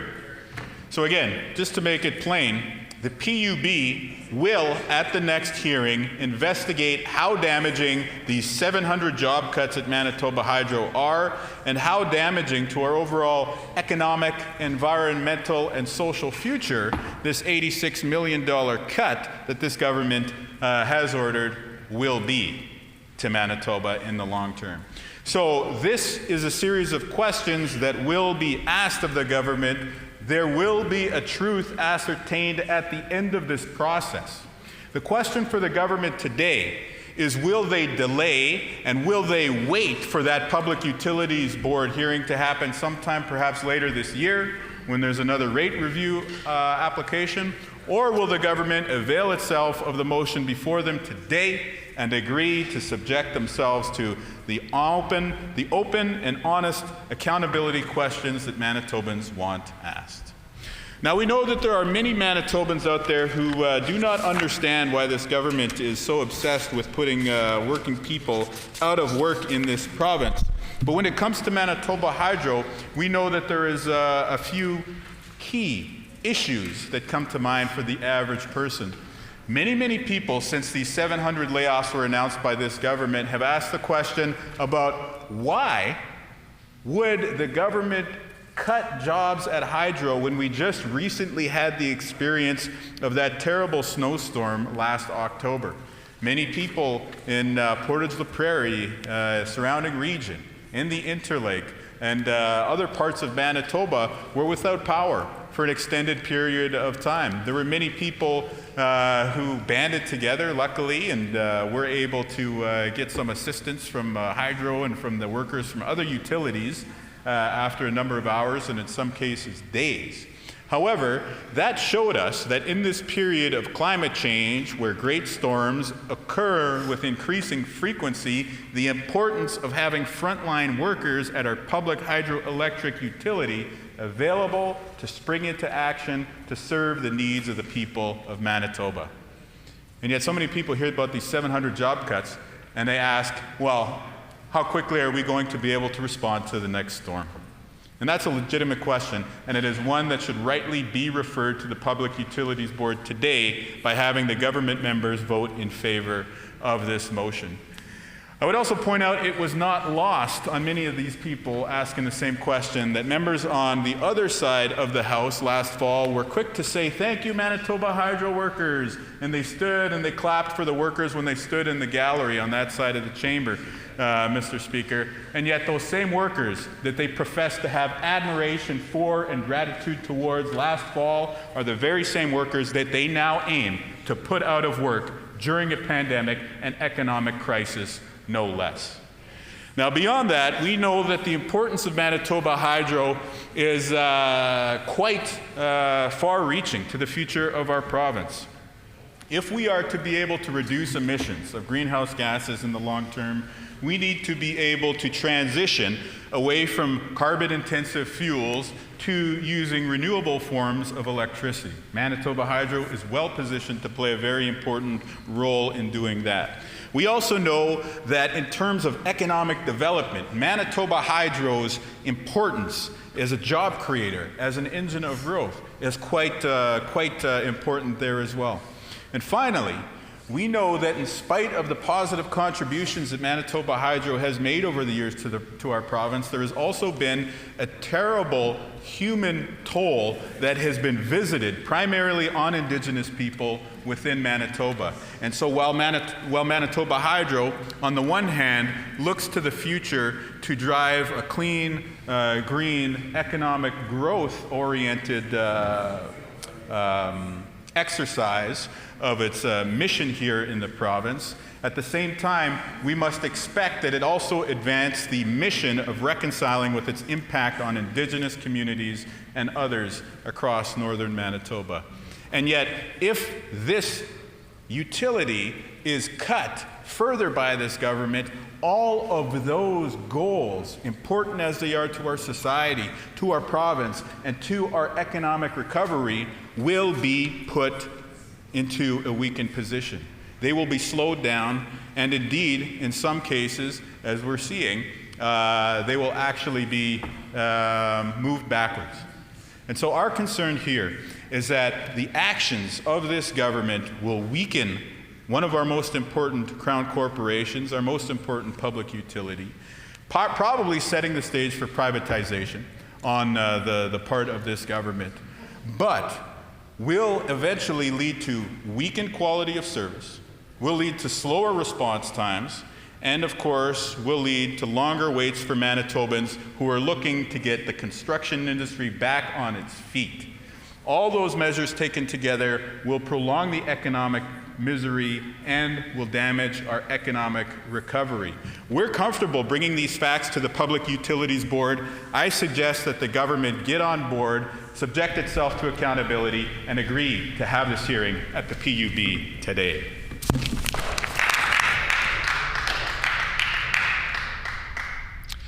The honourable member for St. James.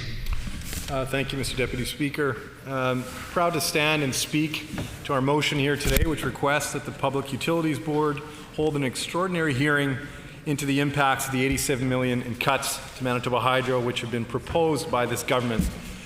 As was just stated, this is really about transparency versus secrecy, Mr. Deputy Speaker. We have real concerns about the goals of this government in making these cuts. And it is only reasonable that we can look to the Public Utilities Board to help to ensure that these cuts will not have a prolonged or significant amount of create a significant amount of damage to our publicly owned utility and the crown jewel here in Manitoba, Manitoba Hydro. In the midst of a pandemic, the government is attempting to move forward with an egregious attack on Manitoba Hydro, and that's bound to compromise the integrity of their services, and it's bound to create real safety risks to Manitoba Hydro workers and the public at a time when we need energy security more than ever. The fact is, this government is willing to lay off 700 hydro workers in the middle of a pandemic after Manitoba Hydro's own executive stated with total clarity that any job cuts above and beyond the 900 cuts which took place at this government's direction over the last few years, it demonstrates a reckless disregard for the well-being and safety of hydro employees, as well as the financial security of these Manitoban families. It's shameful, and frankly, it's bad governance, Mr. Deputy Speaker. It may be worth reviewing the realities faced by Manitoba Hydro employees on a daily basis to inform the government why these cuts are so incredibly reckless and why they present a genuine threat to the safety of Manitobans. Mr. Deputy Speaker, hydro employees are constantly exposed to serious hazards on the job, such as high-pressure natural gas and high-voltage electricity. And I don't have to tell you that both of these energy sources can be very unforgiving, and that even the slightest mistake on the job can be fatal.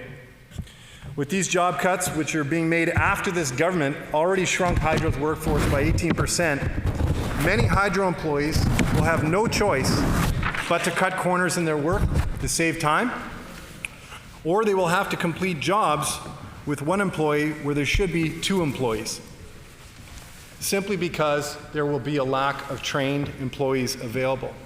I repeat, Mr. Deputy Speaker, we are creating a situation where Manitoba Hydro employees are going to be forced to cut corners because they've already experienced and endured 900 job cuts over the last handful of years, and now they're being asked to proceed with another 700 job cuts or 700 layoffs that will ensure that Manitoba Hydro employees working in the field are going to face much greater risks because they simply won't be able to have the security of having a second employee to perform a job where they need to, and instead they're going to be needing to proceed with one. Or they'll find themselves in a situation where a job needs to be done, and they'll be forced to cut corners in order to get that piece of work done because they're working for Manitobans and they want to ensure that we can continue to proceed and receive the energy security we all deserve.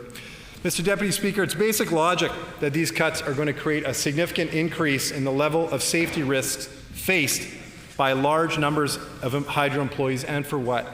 All for the purpose of saving a marginal sum in the midst of a pandemic. And this at a time when we should be investing in the Manitoban economy. Mr. Deputy Speaker, we know we've heard from all corners of Manitoba, from opinion makers on the left and on the right, that this is a time not to be making huge cuts to our budget, but it's in fact a time to be investing in the Manitoban economy. And instead, this government is proceeding with these reckless cuts, which not only are going to create safety risks for Manitoba Hydro Works, not only going to create safety risks for Manitobans, but they're also bound to further prolong the amount of time that it will take for this economy to recover.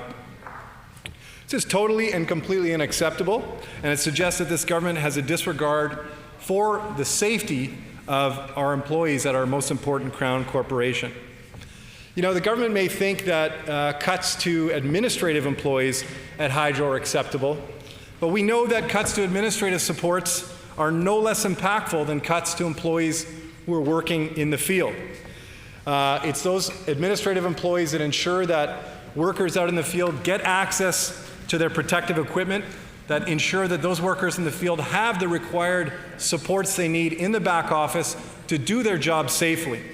So I repeat, cuts to administrative employees are no less damaging or impactful than cuts to employees in the field in terms of endangering the safety of Manitoba Hydro workers as well as regular Manitobans.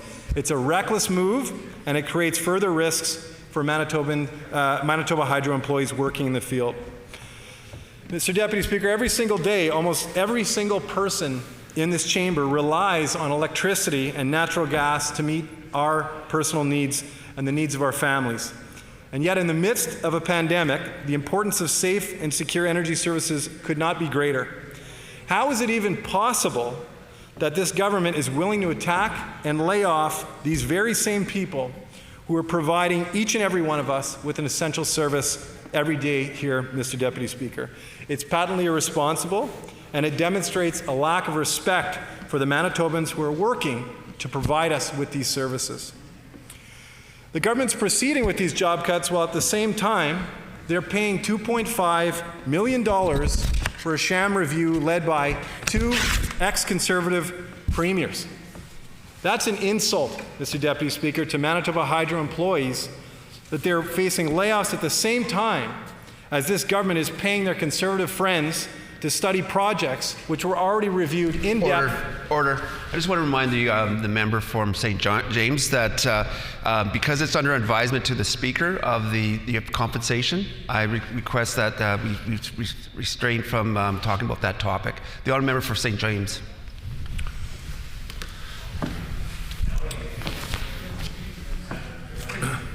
None of these cuts make sense, Mr. Deputy Speaker, and yet, the honourable member for St. John's on a point of order. Yeah. Deputy Speaker, could you please clarify what you just decreed to the member for St. James? Before the Speaker had to replace the Speaker, it was indicated here that because the ruling's under advisement of the compensation for the compensation for somebody for BC Premier, former Premier, BC Premier Gordon Campbell for paid with $600,000, and then there was also a lack of, so that's what the member was going towards, was talking about that topic.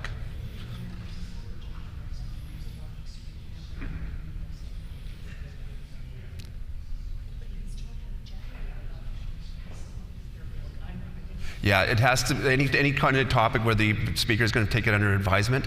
There's a list here, so I'm just following the list of what the advisement.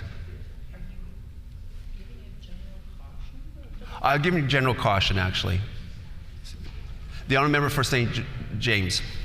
Thank you, Mr. Deputy Speaker. I appreciate the insight, and I would argue that it's quite important, actually, that we consider this question about compensating two ex-Conservative premiers in light of the fact that those expenditures are totaling about $2.5 million, which is about a quarter of the total expenditures or the total savings that this government is seeking to achieve from making the 700 job cuts at Manitoba Hydro. So I would argue that there's a strong relationship there. I appreciate the warning, but I think it is important that we understand that Manitobans reflect on the fact that in the midst of a pandemic, we're paying two ex-Conservative premiers and a number of others $2.5 million when we're looking at the same time to cut 700 jobs and to create a significant amount of anxiety and chaos for Manitoban families. I think that's quite important, Mr. Deputy Speaker. None of this makes sense, and yet the government is refusing to consider stopping that review and to transfer or direct those funds to help prevent the need to pursue, and that Manitobans have that as part of their considerations. A few years ago, the PUB saved Manitobans 7.9% hydro rate increase, which had been requested by the Conservative appointed board. And this is important, Mr. Deputy Speaker, because the Public Utilities Board has been a critical independent body in Manitoba, which has protected Manitobans time and time again. You know, just recently they also refused another rate increase that was requested to the PUB because the PUB recognized that that rate increase was not required in order for hydro to meet its financial obligations. And so those examples demonstrate the importance of the Public Utilities Board in protecting the best interests of Manitobans, and it highlights why the Public Utilities Board should be engaged to assist in reviewing the impacts of the $82 million in reckless cuts this government is forcing upon Manitoba Hydro. Mr. Deputy Speaker, Section 74 of the Public Utilities Board Act states that the board has a general supervision over all public utilities and the owners thereof, subject to the legislative authority of the legislature, and may make such orders regarding equipment, appliances, safety devices, extension of worker systems, reporting, or other matters as are necessary for the safety and the convenience of the public. The board also has the power pursuant to Section 77 of the Act to fix just and reasonable standards, classifications, practices, measurements, or service to be furnished, imposed, observed, or followed thereafter by any such owner. Mr. Deputy Speaker, in 2019, May 1st, a spokesperson for Hydro publicly stated, "We believe that further staff reductions would significantly increase the risk of public and employee safety or system reliability, and we need to take this into account. We need to ensure that we go to the Public Utilities Board so that they can have an opportunity to review the impacts of these reckless cuts. They're the only ones who are in a position to review this independently, and I urge this government to send this decision to the Public Utilities Board for their review." The Honourable Minister for Crown Services. Well, thank you very much, Mr. Deputy Speaker. And it is a pleasure to... It is a pleasure to rise in this House today, Mr. Deputy Speaker, to put some facts on the record. Respectfully, Mr. Deputy Speaker, just like the Honourable Member from Fort Rouge earlier's letter to the PUB, the motion is without merit, Mr. Deputy Speaker. It's a solution in search of a problem that simply doesn't exist. Manitoba Hydro is not immune from the fiscal pressures of the global pandemic. However, due to COVID-19, our government has instructed Manitoba Hydro not to collect from Manitobans who cannot pay, Mr. Deputy Speaker, or charging interest on penalties or on late fees. This, of course, Mr. Deputy Speaker, will affect revenues and cash flow and borrowing costs. Less revenue and more expenses for Manitoba impacts all Manitobans, along with the massive debt government continues to cover. To help with all of our COVID-19 response efforts and limit the inevitability of the higher debt load from Manitoba Hydro, modest and focused areas of cost savings have been identified. Hydro is working hard at finding cost savings, Mr. Deputy Speaker, along with government and much of the public sector, to help us deliver more money to where it's needed most, to support our frontline workers, and with other economic recovery programs, we will get there, Mr. Deputy Speaker. Hydro's proposed workforce expense reduction is very modest, about $11 million, or just 1.8% of its total annual payroll, in excess of $500 million, Mr. Deputy Speaker. Government is not the employer.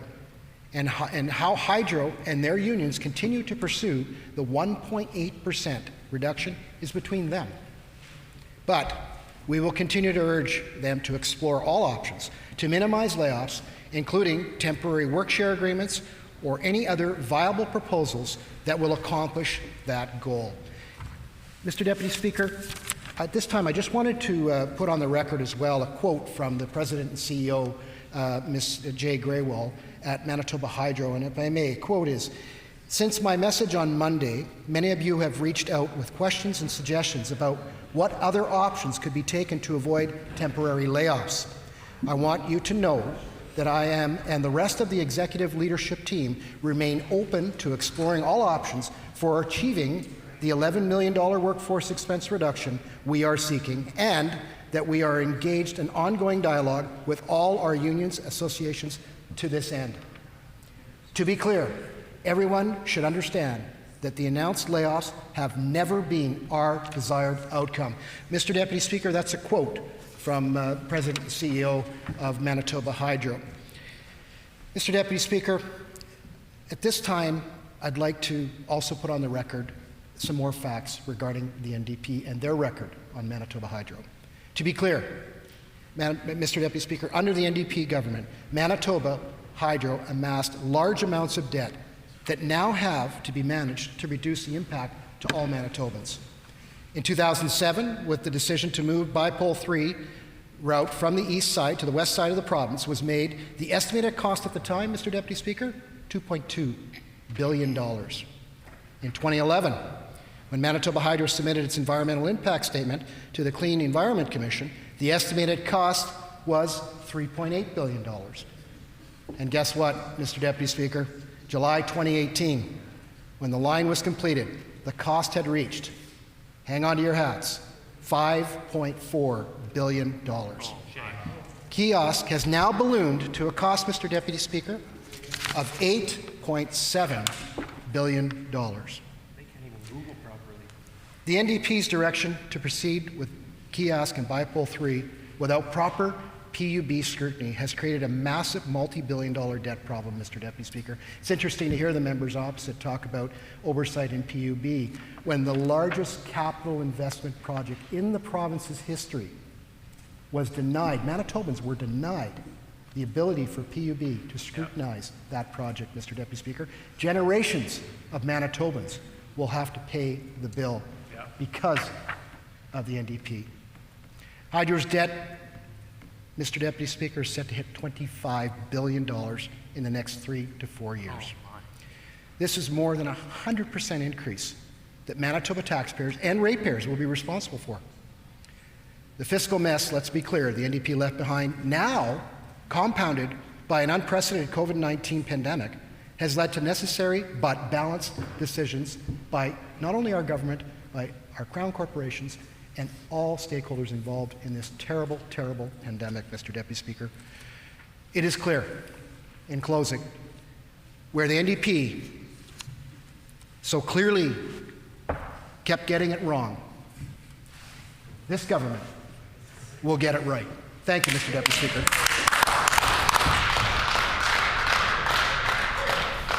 The honourable member for St. John's.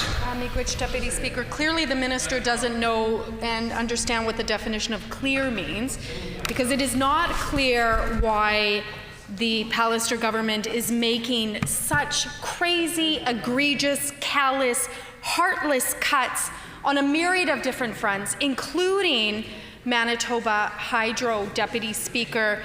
I want to remind everybody in the House, because I think that what ends up happening is that members opposite, once their boss makes their decree that this is the crazy cut of the day, and then the cut is executed and everybody loses their mind, I think that they actually forget the decisions, the crazy cuts, the callous cuts, the heartless cuts that their boss directs. So I want to remind everybody, Deputy Speaker, in the House that this announcement of 700 layoffs for Manitoba Hydro workers is on top of the 900 layoffs that Manitoba Hydro was forced to execute because of the Premier, because the Premier is hell-bent on destroying and butchering the infrastructure of Manitoba before he retires to the beaches of Costa Rica. And you can be darn sure, Deputy Speaker,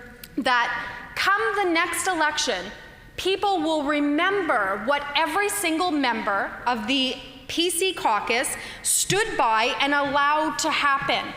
And if the members opposite don't believe me, which is fine, I want to just read into the record, Deputy Speaker, a letter that we all got, which I'm not sure if members opposite actually read.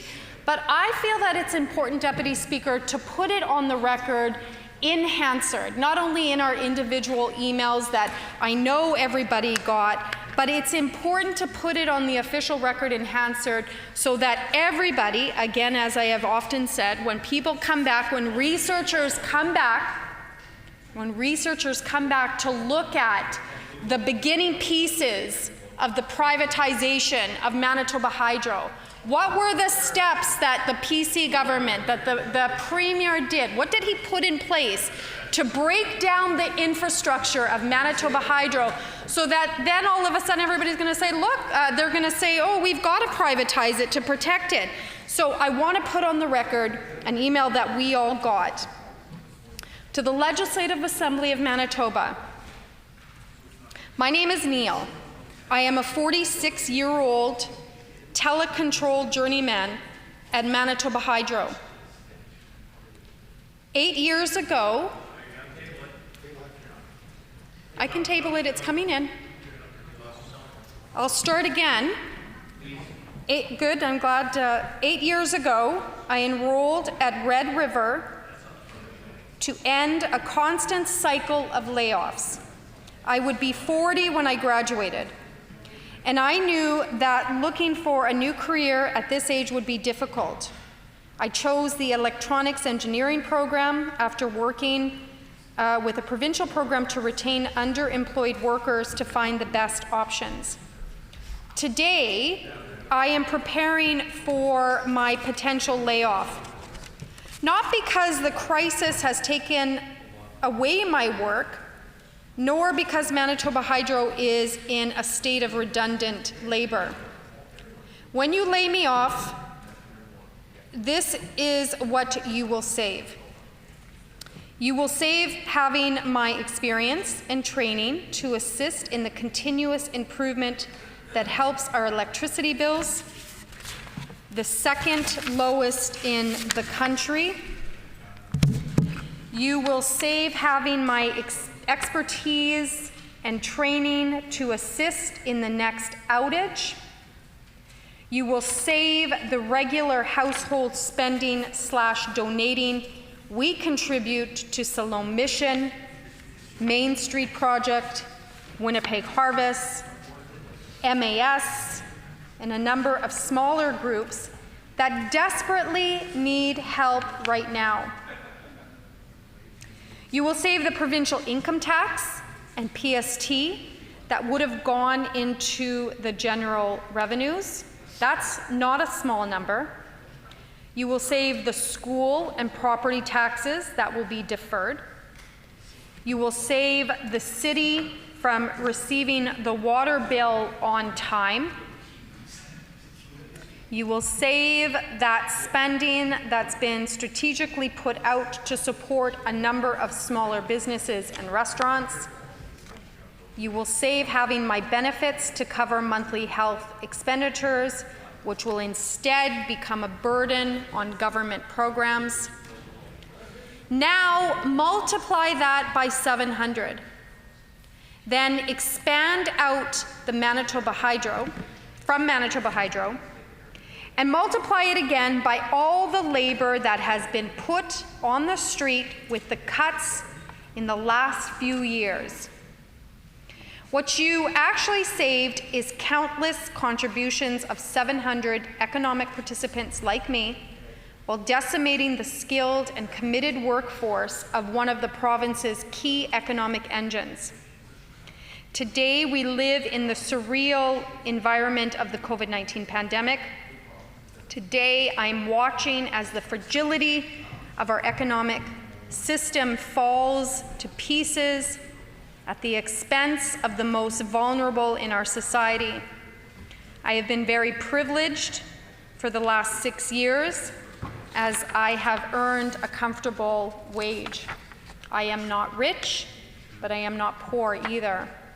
Yet somehow that state of comfort puts me in the top 10% of earners in this province. I'm considered rich because I can go without a couple of paychecks before I need to start worrying about losing my home. The province has always had a problem with this privilege being something that needs to be taken away, instead of seeing it as a benchmark to bring everyone else up to. Right now, here in this moment, is an opportunity for Manitoba to stand up and become a shining beacon for the rest of the country. Now is the perfect time to make changes necessary to pick people up, to give them an opportunity to be part of rebuilding we will need to partake in. Invest in the people that are working so hard to protect our communities. Then invest in those communities to make them stronger and more resilient to future crisis. Now is not the time to race for the bottom. And that was sent by Neil, I don't think I know how to say his name properly, but S-C-H-A-U. And I wanted to put his email, and Deputy Speaker, we have received many, many emails.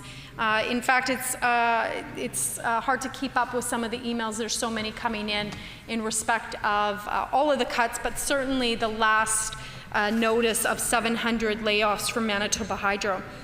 I think what I want to do, and I know the minister is chirping over there that it's not true. It is true, Deputy Speaker. What I want to do for Neil, because I do plan on sending Neil a copy of Hansard, what I want Neil to know is that today at a little bit after 4 p.m., that while I was reading his letter into the official Hansard record, several of the PC caucus members were chirping about, laughing. The minister is trying to disabuse some of the things that we're putting on the record here today. I think that Neil and every other Manitoban like Neil should know that not only today at 5 or 3 minutes after 4 p.m., but every single time that we stand up in this House and we try to make the Pallister government to account and be accountable to the decisions that they're making and accountable to the decisions that they say not one diddly squat about, they should know that they chirp and they laugh and they don't listen to anything that Manitobans have to say.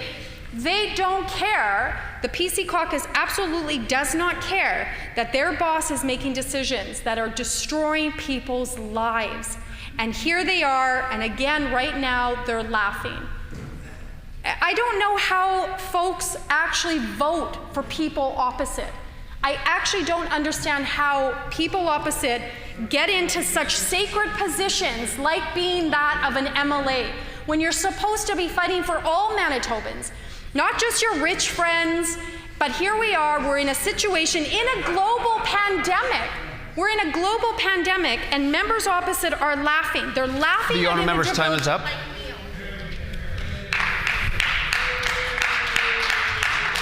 The honourable member for St. Boniface. Thank you, Mr. Deputy Speaker.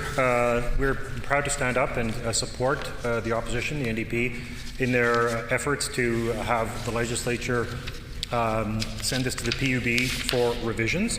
It's absolutely clear to us that this decision to force or try to force Manitoba Hydro to lay off 700 highly qualified, difficult-to-replace hydro workers is a disastrous and damaging decision with no upside. It's wrong for Manitoba Hydro to even consider laying these workers off, and it is much worse that the Pallister government is asking them to do it. The fact is that just as the NDP did in the past, the PCs are erasing the line between government and independent Crown corporations so that they can use their budgets, the budgets of Crown corporations, to supplement revenues for the government of Manitoba. And that is simply unacceptable, that we're actually willing to put at risk 700 people's livelihoods and put at risk Hydro and its ability to function in order so that really to spare the Premier the embarrassment of a further credit downgrade. Hydro has already undergone massive cuts. It's an essential business. It is profitable, and the layoffs are targeting workers who are highly trained and hard to replace. And it's important to recognize that Hydro has already undergone a series of layoffs. I quote from the resignation letter of the entire Hydro Board, with the exception of a former member of the legislature. Sandy Riley wrote, "We note once more that Hydro has already taken an important step with part of its plan. Senior management ranks were reduced by 30%. Our overall management ranks by 25%, and our total workforce by 15%. We also established wage freezes throughout the company. These tough measures are important, saving $65 million annually. They will improve the cost structure of the corporation, though they cannot address Hydro's core financial challenge, which is a massive balance sheet issue. That massive balance sheet issue is not due to Hydro being a burden on government. The fact is that this government, like the NDP government before it, has been taking $400 million a year in capital taxes, in water rentals, and in debt fees.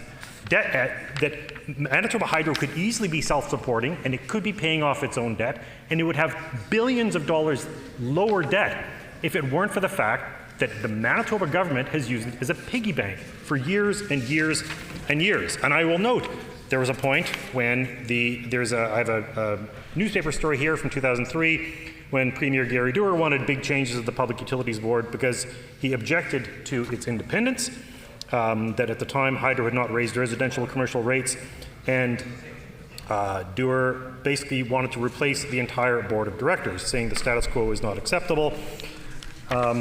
So there was a long history and a long and sad history of governments trying to attack the independence of the PUB, which exists to preserve and protect Manitoba Hydro, and has undermined Manitoba Hydro's independence, its financial status, and its ability to pay its own bills. Like everyone else in this House, we've received dozens, if not hundreds, of letters from concerned workers who have warned us that this is unacceptable because there is no shortage of work at Hydro. I spoke with Sandy Riley when he was chair of the Board of Hydro, and one of the things he said about these cuts that I just read about was the fact that he did not want to go any further, that they did not want to take further risks that would leave Manitoba Hydro unable to do its job. And I've spoken with workers who said that at the storm in last October, when it occurred, it was one of the first times ever that Manitoba Hydro has had to call for crews for help from other jurisdictions, because before that, they always had enough staff. That's $100 million of repairs that need to be done. There are major projects that are underway. The idea that somehow that it is the Premier's job to tell Hydro how to run its business is fundamentally wrong. It is political interference. It is wrong for the Premier to be standing up and demanding an arm's-length Crown corporation for cuts, where there are absolutely no evidence of benefits. And this is what's critical. We've been told over and over that it's supposed to be self-evident that these cuts are going to help or be necessary.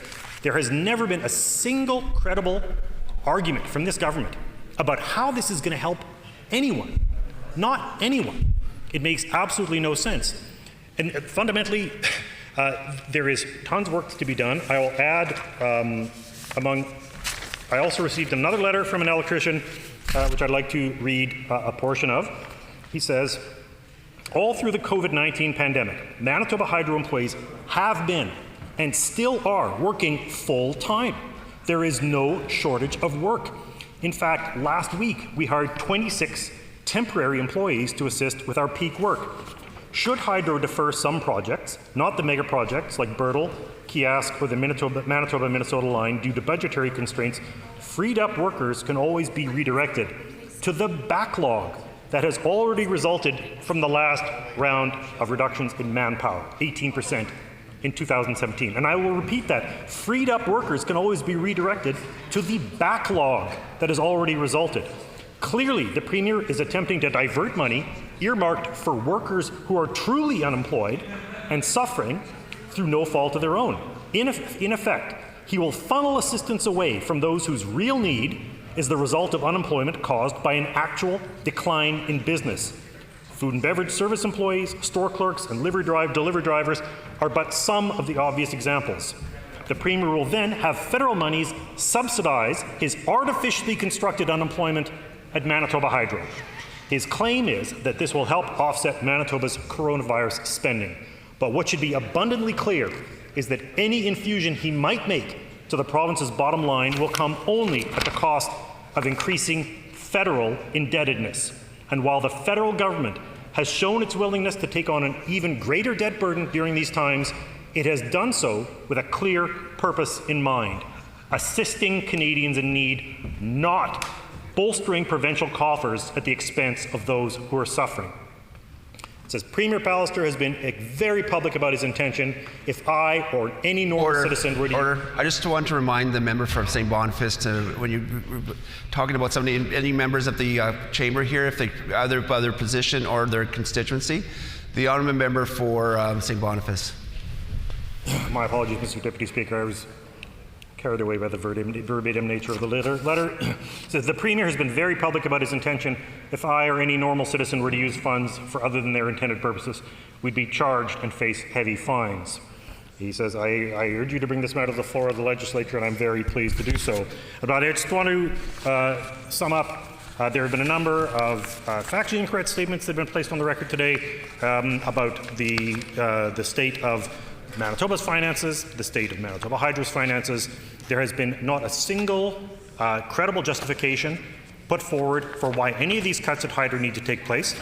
And further, there has been no explanation, plan, or projection of what the damage this is going to do to Manitoba Hydro, its ability to deliver services, or the impacts on the economy. These are all, and for the government to be making these decisions, drastic decisions affecting the livelihoods of thousands of Manitobans, is absolutely outrageous, because there is nothing. We haven't heard a single credible piece of information to back up any of these decisions. We have repeatedly heard, we've repeatedly had releases from this government which have been debunked and challenged because they've, an example of the Treasury Board report, which misrepresented an economist's statement over the levels of debt in this province. The fact is, Manitoba Hydro is not a burden. It is not a debt that we need to worry about. It is, and if it is, it's because of the action. It is because of the reckless actions of this government, which ignored. Which I will bring it around. Which ignored the warnings of the 9 members of Hydro who retired. As they said, we've never been permitted to make a presentation to Cabinet or the caucus to explain the problems we face in Manitoba Hydro. Otherwise, maybe they'd be better informed, Madam Speaker. Order. Yes, sorry. The member for St. Boniface. The member for St. Boniface, I just wanted to ask if you actually were tabling the quotes, or when you're just actually quoting from a literature. Yeah. Were you quoting, or do you want to actually table the report? Okay, so the member from St. Boniface is going to table the report? You're wrapping up. Okay. The other member for St. Boniface tabling the report? Or tabling the literature? The member for St. Boniface. Thank you. I know the member for Spruce Ridge already had a copy of it since it was sent to him when the entire board resigned, but I will read the relevant quote. We believe this is irresponsible. The previous government, the NDP government, rightly deserves... Order. The member... Order. The member from St. Boniface doesn't need to read it, but he just needs to table it. So the report being tabled, the literature being tabled. Or as the member for St. Boniface, are you concluded on your speech? No, I'll finish by saying that the honourable member for St. Boniface. Thank you, Mr. Deputy Speaker. That the behaviour of the government to this date has been to treat Manitoba Hydro as a piggy bank. The level of political interference is off the charts, even compared to the previous interference under the NDP government. And if they proceed with these cuts, it will needlessly throw hundreds of people out of work, cause completely unnecessary suffering while endangering the future of Manitoba Hydro. We support the NDP in their measure. Thank you.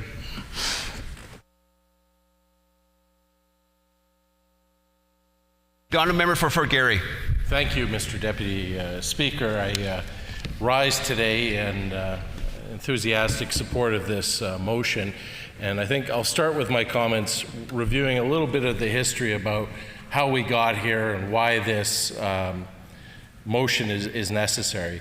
When the Pallister Conservative government took office in 2016, they had been left the second fastest growing economy in Canada.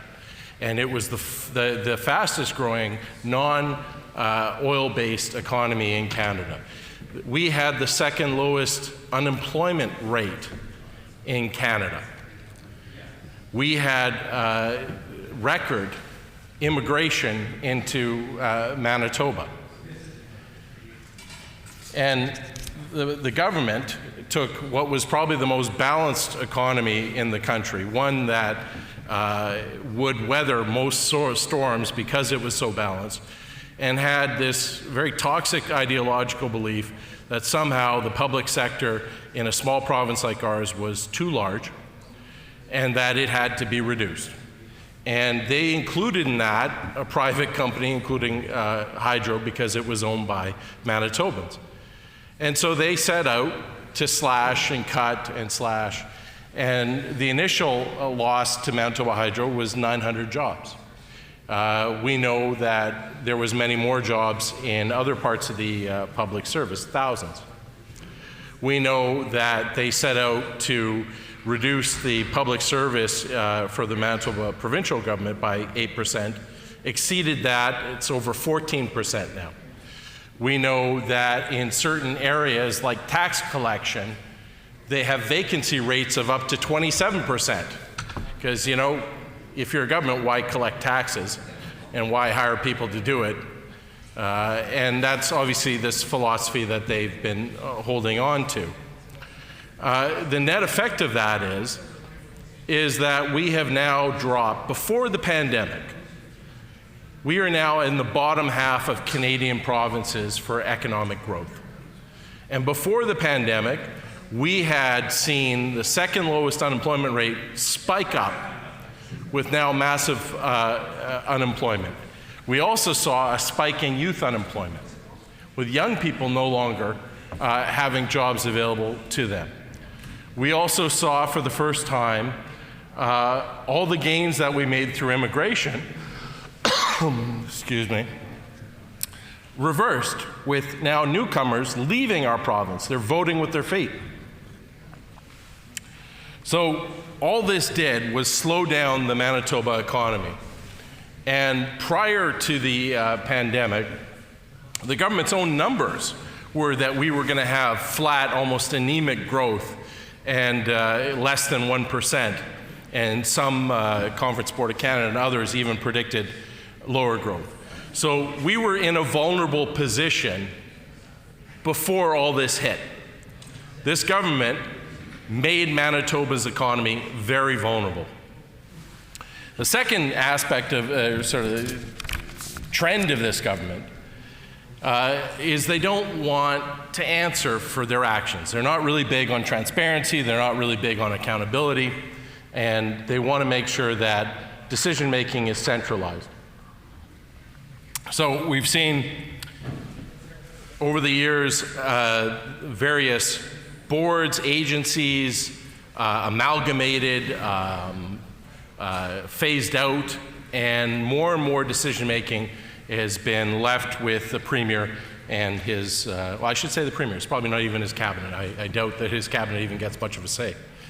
We've seen the Public Accounts Committee has rarely even met since this government has been elected. We've seen them drag their feet about hiring a replacement for the Attorney General. We've seen critical committees, like the Poverty Reduction Committee, where this government won't even allow a report, a yearly report, to get tabled, and won't allow the committee to actually do its work and actually ask questions. And you know, it's obvious because the answers that come out of it would be horrible. Because we've seen since 2016 poverty increase in Manitoba. We've seen since 2016 social inequality increase in Manitoba. We've seen health-related issues based on poverty increase since 2016. So obviously the government doesn't want the public to be talking about this, hearing about it, and asking them the tough questions. And then we've seen since the pandemic, this government doesn't even want to come to the House. We're at a point now where I think in the last week there's been one new case. The government's announcing tomorrow a further speeding up of the reopening of our economy. Yet somehow we can't sit more than 1 day a week for half a day in this House. And this government has been refusing to go back to work and to have question periods, to have estimates. They have, obviously been spending money, but they haven't provided any fiscal update. Order. They have refused to create an all-party committee to review the finances during this exceptional time, and that's fine, which just simply means that the government is going to be completely on the hook and responsible for whatever poor decisions that they're making now, without the broader influence of all Manitobans sitting around the table. So that comes down to the latest crazy and reckless and irresponsible move, is that we are now in a recession, and of course, with the government further cutting, what that will lead to is a depression. And they will make things worse. And it has become an economic cliche from both the left and the right that when you are in those type of circumstances, you invest in jobs. And with Hydro, they now are eliminating 700 more jobs on top of the 900 that they already did. And that's just one job holder. Think about how many people that job supports, the children and spouses, and the money that goes into the economy, the money that those people will not spend because they're fearful that they're going to run out. And how that is going to put less money into the Manitoba economy. It will contract it even worse. Not only that, the survivors of this latest job purge from the government are going to be on eggshells because they know this government's not done. They know this government has this mean-spiritedness and believes in cutting jobs and harming Manitoba workers. And they're going to be very careful about what they spend and how and what they do, because they don't know if they're next. Because they know that this government doesn't have their back. They know that this government doesn't actually support the work that they do, and that this government somehow views them as a burden and treats them that way. And that's the message that this government's irresponsible and reckless cuts are sending to Manitobans, that in a time of crisis, we are not all in this together. And that the government is picking winners and losers, and unfortunately for Hydro and workers and their families, they're on the losing end of this government's priorities and their mean-spirited value system. So this motion would allow, until of course this government weakens the Public Utilities Board, an independent body to review what's going on and say, wait a minute, stop. You can't support these crazy cuts with any sort of evidence or rational-based reasoning, and it's just reckless. And Order. This government, I know they don't. I know the answer to this. They don't believe in transparency. They don't believe in accountability. Order. But surprise us. We'll appeal to your better angels, and you can agree today and vote for this. Don't tie the hands of the Public Utilities Board. Say, go ahead.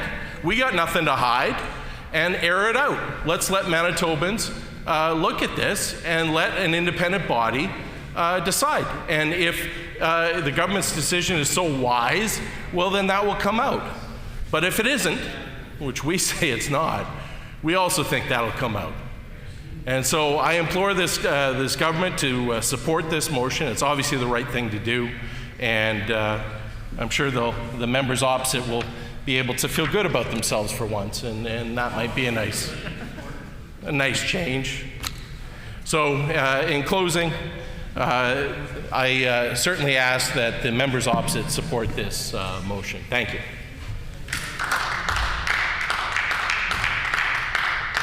The honourable member for Thompson.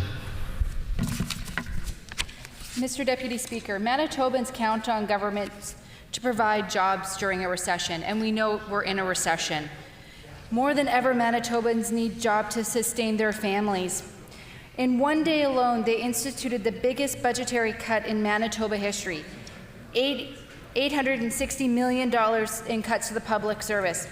This resulted in $86 million in cuts to Manitoba Hydro workforce operations, and that has major impacts in the north, which I represent.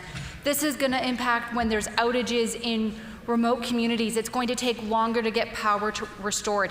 And we're hearing reports that it's going to be a bad forest fire season. Manitoba Hydro plays key roles in forest fire protection. So how is this going to affect the North? Why is this government continuing to put Northern lives at risk? They're putting Northern lives at risk with their expansion to the Kias Dam project and not meeting with their First Nations partners. And once again, I invite the minister, if he is confident in the policies and the procedures and the safety measures in place, for him to spend a shift cycle at Kiask. So you'll join me on the plane tomorrow to Kiask?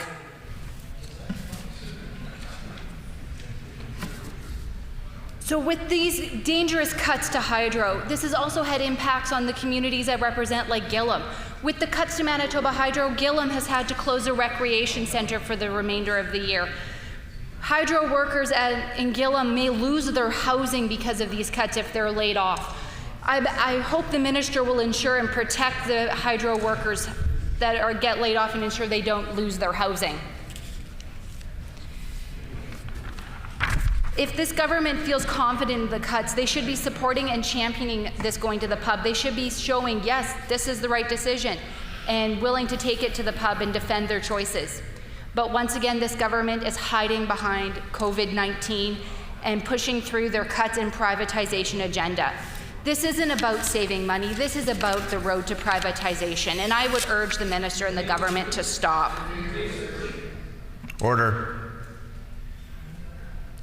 Last week, we sent a letter to the pub asking them to hold hearings, and they said that if there was the will of the House, that they would hold a hearing. Well, it is the will of this side of the House, so I would urge the members opposite to support this motion. If they have nothing to hide, then put all the cards on the table.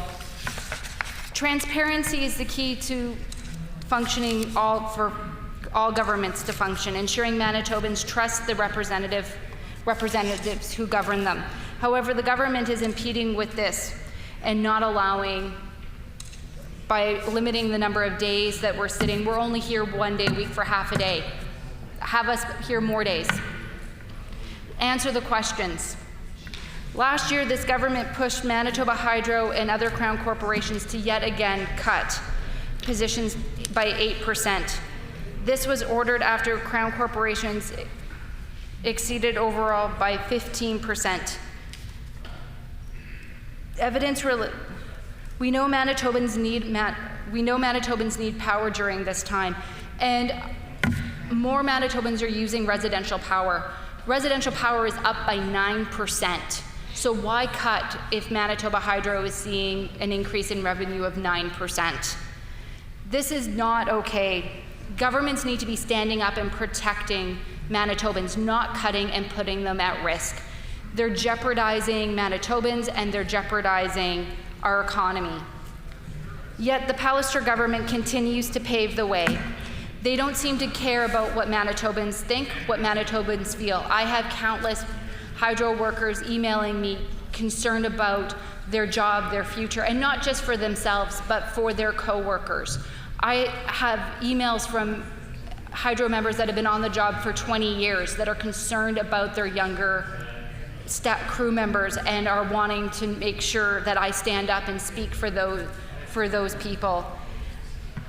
It is imperative that a government stands up and protects Manitoba Hydro.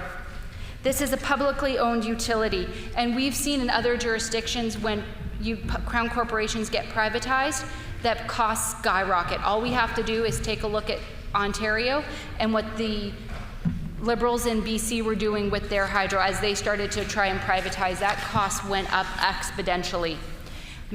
With MTS, after this government, after the PCs privatized MTS, bills doubled. And there's large parts of the province that don't have access to cell phones or high-speed internet, and I would argue that's largely because the government of the day privatized it. And then when Philman retired, he joined the board. So maybe our premier is looking for a second job when he retires.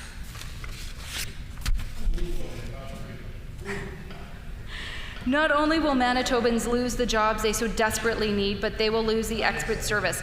When these expertly trained hydro workers lose their jobs, they're going to be moving on and they could be leaving this province. And we will lose highly skilled, highly trained workers that this province so desperately needs. The Public Utility Board is a critical independent body that Manitobans rely on that protect our interests and can hear the concerns. In 2017, Manitoba Hydro wanted to impose a 7.9% increase in rates. That's unacceptable. This government is once again putting Northerners at risk, asking Northerners to, because that increase would have had a major impact on the North as we spend more time needing to heat our homes. The Public Utility Board has proven time and time again that they are here for Manitobans, not this government. This government has once again shown their lack of due diligence and lack of transparency, and they need to stop. They need to stop and think and put Manitobans first. And I am here to stand with my colleagues on this side of the House and call for to have this motion supported. Not only is it misguided to cut government jobs unnecessarily during a severe economic downturn, these cuts will almost certainly have effect on quality of service in Manitoba. As I stated, this will have delayed impacts when there's hydro outages in remote communities. It'll take longer to get there. It'll take longer to restore. And these communities rely on their power. A lot of these communities are remote, and if they lose their power, they have no way to access the outside world. These communities need to have this government stand up and needs to stand up and have their government listen to them and stop the cuts to Manitoba Hydro and protect the workers of Manitoba Hydro. In the community of Gillam, majority of the entire town is employed through hydro, so it'll have an even larger impact on Gillam if and when they lose with the layoffs, because it's going to mean people leaving the community, and they need their workers there. When this government is cutting, they're not looking at how it impacts the North. They're looking at how it'll make it easier to privatize. So will the minister be honest today and admit that he is on an agenda to privatize hydro? No. Okay, well. Hydro is an expert in regarding service levels for electricity, heat, natural gas in Manitoba. Hydro is, given that within the Public Utilities Board's jurisdiction and power to supervise and make orders to protect levels of safety service to hydro. To the public, we request immediately to convene a hearing to examine and investigate these concerns before the cuts can take place. Will you delay the cuts so the due diligence and oversight can be done? We believe through the investigation, it'll confirm what we believe, that the government does not need to make these cuts at these times. With the carve-outs that were laid with the emergency measures orders, majority of the industrials sector using hydro industrials maintained open, and a large portion of people that stayed home, their power usage increased. I know for myself, my dishwasher went from running every 2 days to almost every day. My stove was on a couple of times a day, cooking both lunch and supper for my family. Both the computer, TV, and, well, actually large parts of the day there were 2 computers on, as my oldest son would be going through and doing online learning. My younger son would have been watching TV or on doing some sort of schoolwork there. So it's, as power increased, it has gone up, and I don't believe hydro has lost money during this pandemic. I would almost say that hydro has gained money and has been increased their revenue, and I think a Public Utility Board hearing would show that.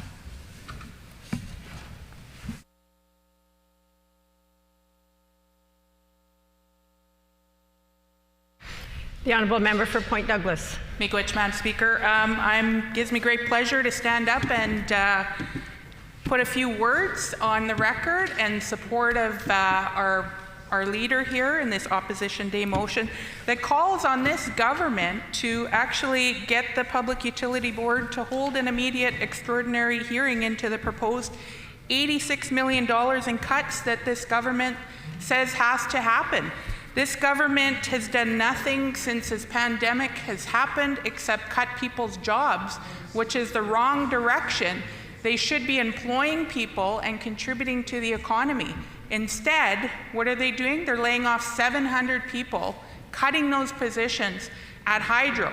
That's 700 families here in our province. Last year, Madam Speaker, 9,000 people left our province because of this government's lack of jobs in this province. So I want to, tell this government that Manitobans count on them to provide jobs, and they don't want to be, sitting at home.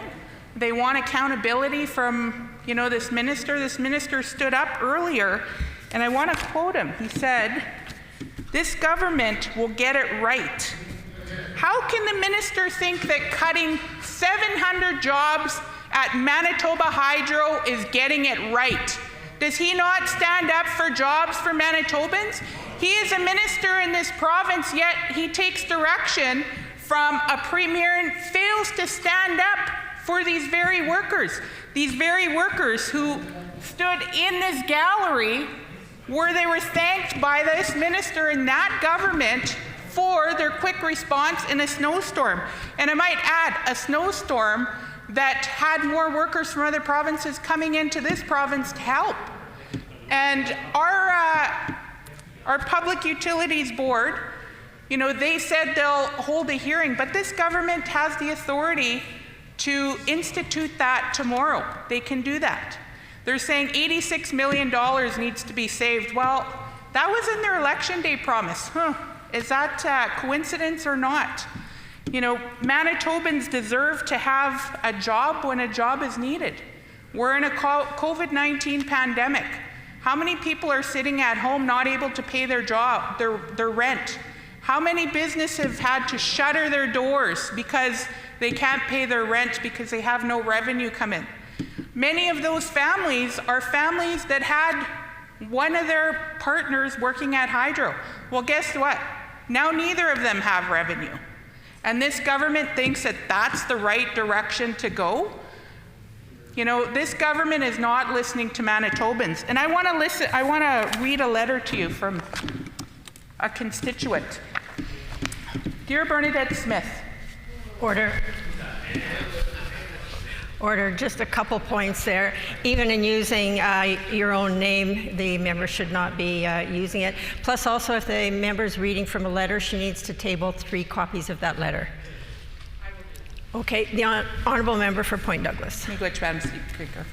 I'm very upset that the provincial government is using COVID-19 pandemic as an opportunity for public sector cuts, including layoffs at Manitoba Hydro. I am shocked that the Premier is forcing job cuts at Manitoba Hydro. To meet Pallister's demand for cutbacks and... Order, please. I think the members just realized what her error was when referring to members in the House that is either by their positions or their constituencies. The Honourable Member for Point Douglas. Madam Speaker, I apologize for that. I am shocked. To meet the Premier's demands for cutbacks, Hydro has said it will need to lay off 700 people, or 13% of the workforce. There are reports that even if public entities find other ways to provide the savings demanded by the Premier from now until the fall, they must still make workforce reductions. There is no downturn in demand for Hydro, Madam Speaker, meaning that layoffs are not justified or sustainable. This is outrageous. Why does the Premier want to punish the average person? Over 84,000 Manitobans are out of work or underemployed. The government can't directly do much about many of the job losses, but it can support public sector jobs. It makes no sense to take from hydro workers to reallocate for COVID response or recovery. This will just hurt people and our chances for a speedy recovery. The provincial government is doing some of the right things, such as investing in subsidies and programs to fill gaps left by federal benefits, but these efforts are reversed by the Premier's austerity programs, cut to community groups, and outright attacks on the public sector. Hydro is deemed an essential service, and we are all relying on our public energy to get through this pandemic. Many people who have been able to keep working are doing so from home and need reliable, affordable energy. Businesses and industries that have stayed open or are slowly reopening are relying on hydro to be there when they need it. Hydro should not have to wait one more minute trying to deliver these ill-conceived job cuts. Hydro has gone through a lot under this government, so much that many people are wondering if the government values our safe, reliable, affordable public energy at all. I have these additional reasons for opposing job cuts at Hydro. Manitoba Hydro work has not diminished. It is always increasing. Hydro continues to hire contractors, claiming it has insufficient human resources to accomplish the work that it needs to do. Unlike other businesses, everyone has been working during the COVID-19 pandemic. Other layoffs came as a result of decreased business. The way to fight off unemployment in other sectors is not to add to the unemployment rolls by laying off fully employed workers at a successful corporation. Economics from all over have noted that Manitoba's economy is in a precarious position and needs to be bolstered, not further hampered. An additional 700 unemployed will further reduce spending, reinvestment in the economy while taking away resources from those who are truly in need, though or through no fault of their own. The Premier has yet to give any concrete, supportable evidence that Manitoba Hydro has suffered decreased economic activity. If this is a true case, why will he not substantiate his claims by providing irrefutable proof? His statement, and I quote, "I think reality is Hydro provides many services to the public sector that it does not to provide to such a degree right now because the private sector in Manitoba is dysfunctional," end of quote, has not been corroborated by either Manitoba Hydro or the government. Manitoba Hydro reduced its staffing levels by 18% in 2017. By its own admission, this is Bruce Owens' quote, who's a Hydro spokesperson, and he stated on May 1st, 2019, that the corporation believed, and I quote, that further staff reductions would significantly increase the risk of public and employee safety, of system reliability, and as well as our ability to provide reasonable levels of service to our customers. Today, 1 year later, the same utility that's managed to keep pace with just the minimum number of employees is suddenly capable of reducing its staff complement by another 11%. Taking Hydro at its word, it will be impossible to maintain safety, reliability, and service to Manitobans. Please let me know what you are doing to stop job cuts at Hydro and other public entities. Yours truly, Jennifer Lidgiff. And I'm going to table this. So again, another Manitoban who is not supportive of this government cutting services to Manitobans, services that Manitobans need. If there's another snowstorm, if there's another natural disaster where we need hydro workers to come out, where are these hydro workers going to come from? So I implore this government to support this opposition motion and call a hearing into the proposed $87 million in cuts to Manitoba Hydro. Miigwech.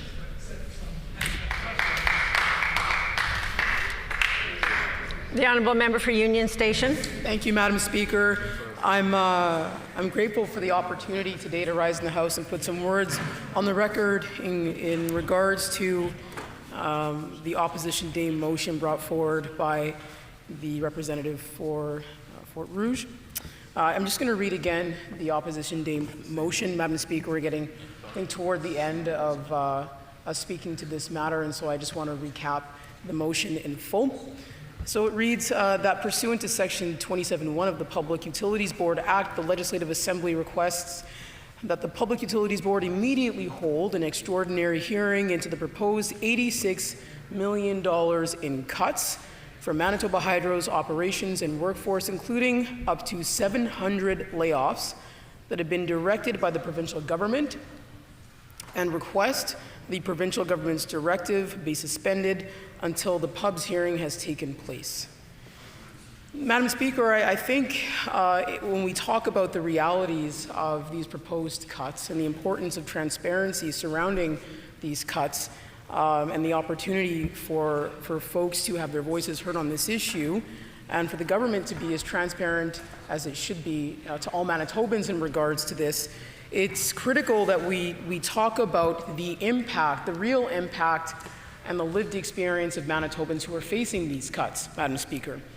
The Manitobans count on the government to provide jobs. And during an unprecedented global pandemic, now more than ever, Manitobans count on this government to ensure that their jobs are secure, and that during unprecedented levels of stress and anxiety, precarity, and unsuredness, that this government provides stable and secure reassurance in terms of people's abilities to provide for themselves and their families, and in many cases, Madam Speaker, their communities. Madam Speaker, I think it's really important that when we talk about the specific $86 million proposed in cuts for Manitoba Hydro, and that would result in up to 700 layoffs, we also talk about the impact that this has, as I've already said, on a human level, but the way that it's been essentially packaged by this government, Madam Speaker. We're talking about a government and a caucus on the other side of the House, Madam Speaker, that has intentionally contributed to the psychological and emotional distress of Manitobans, Madam Speaker. We're talking about a premier and a government that would intentionally announce and threaten outrageous numbers of job cuts, percentages cut from institutions, from hydro, from organizations, threaten to claw back dollars and cut funding during a global pandemic, Madam Speaker, and intentionally contribute to the distress of folks who are already experiencing unprecedented levels of stress and distress, Madam Speaker. And so I don't think that we can separate this type of announcement from the intentional way this kind of news is delivered and the lack of transparency surrounding these announcements and the way that these announcements have been delivered, Madam Speaker. It is to be quite honest, Madam Speaker, I find it insulting, and I've heard from constituents in Union Station and from Manitobans broadly how insulting it is that the Premier would celebrate in this House and throw around numbers that we don't even have clear information around, 2% only in cuts, under 3% from some agency or some entity that's providing this information that we don't have any clarity around, Madam Speaker, that nobody other than the Premier seems to have clarity around, Madam Speaker, that he would celebrate and brag about those numbers after intentionally throwing out numbers that threw so many Manitobans and so many organizations into complete and utter chaos and fear and levels of anxiety, Madam Speaker, that for many, many folks that I've heard from were simply not manageable. That when you're trying to provide for yourself, for your family, for your communities, when you're trying to, for those folks who have been able to maintain employment as essential service workers and frontline providers, that when they're simply trying to do their jobs and get from point A to point B safely and as healthy as possible and protect themselves and their families, that also having to endure what can only be described as, psychological gameplay by this premier and this government, all in the name of being able to celebrate numbers in terms of job cuts and in terms of cuts to services is simply unconscionable, Madam Speaker. And I think it's really important that we identify that for what it is exactly, and that I personally recognize that this ask of us, that the government provides some transparency, I have very little faith, given this government's track record, that will happen, but this motion seeks to do just that, Madam Speaker, and I encourage members opposite to get on board and pass this motion. Thank you. The Honourable Member for Flin Flon. Thank you, Madam Speaker. I just want to put a couple of words on the record. I listened very carefully while the Minister was speaking, and it seems that every time one of the members of opposite speaks, it's a different story. The Premier said, well, this has got to have these cuts because he's going to redirect the money to health care, when that was proven multiple times to not be possible. Now the Minister comes up with a different story. And I just want to really reiterate what my colleague from Thompson said, that these cuts can have devastating effects on the North. We've seen already a year or so ago, Lynn Lake, the power was off. Their lone technician was away in South Indian Lake, I believe it was at the time, out of communication, because I'm sure you've heard me say there's no cell phones in the North. So it extended the period. Now imagine, if you will, that lone person is not available anymore. 2 years ago, I guess, I wrote a letter about Snow Lake because they heard a rumor that their lone technician was going to be cut. And the Minister at the time wrote back and said, not this year. So really, all along, these cuts to the hydro workforce have been this Premier and this government's mandate to devastate what's going on with the workforce at hydro and ultimately contract it out and ultimately privatize it. We see pole inspections going on now that could be done by hydro workers, but that's contracted out to somebody else. So, Madam Speaker, we're on to what this government is about. They're trying to hide under the blanket of COVID. They're trying to limit our ability to question them on it by refusing to meet more than 1 day a month, or 1 day a week, I'm sorry. So we know that everything that they've said about these cuts, it all rolls around and slowly comes out that what they've said is not correct. Really and truly, if the members opposite wanted to be making a significant cut, the Premier should lay off all of his MLAs, because they won't stand up and speak for their constituents. They won't stand up and speak for Manitobans. So there's a good place the Premier could cut right there. We're doing our job standing up and speaking. So, Madam Speaker, with those few words, I want to say we should all stand today and support the Leader of the Official Opposition's motion, and let's get things back on the go here in Manitoba. Thank you, Madam Speaker.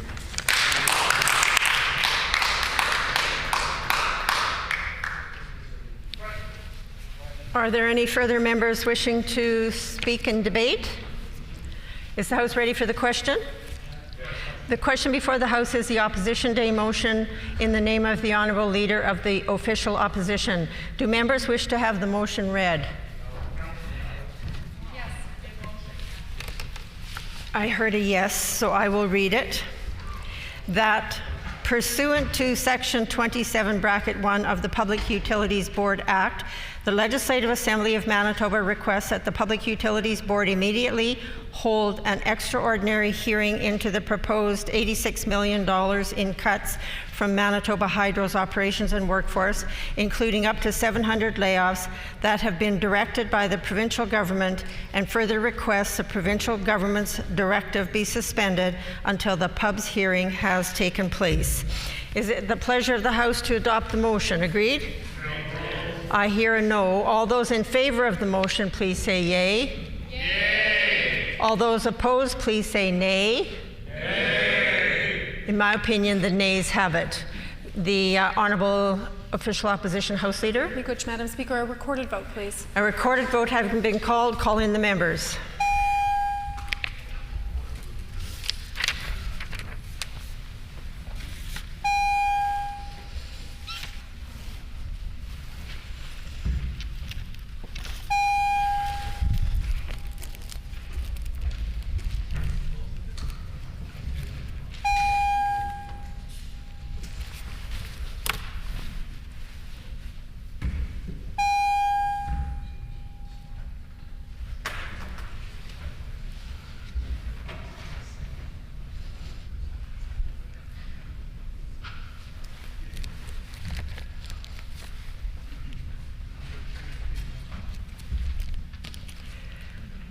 The question before the House is the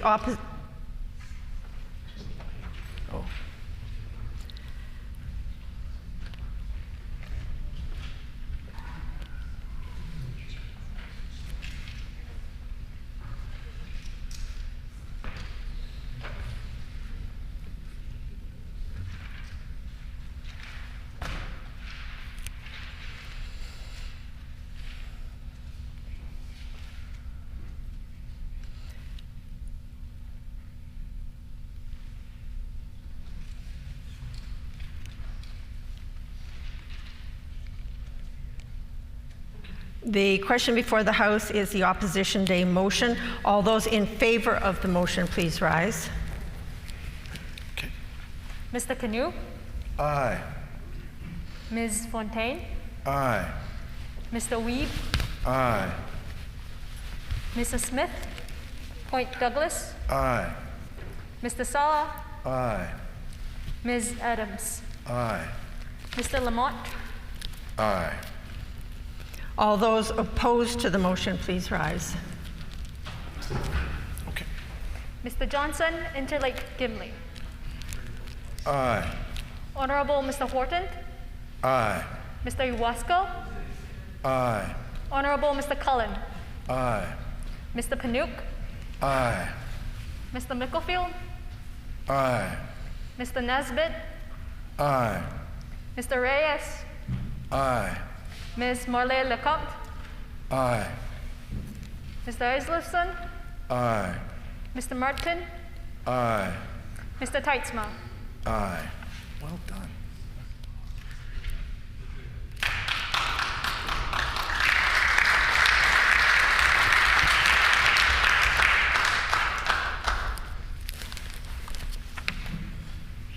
Yeas 7, nays 12.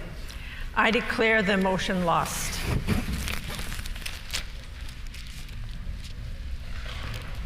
The Honourable Member for Rossmere.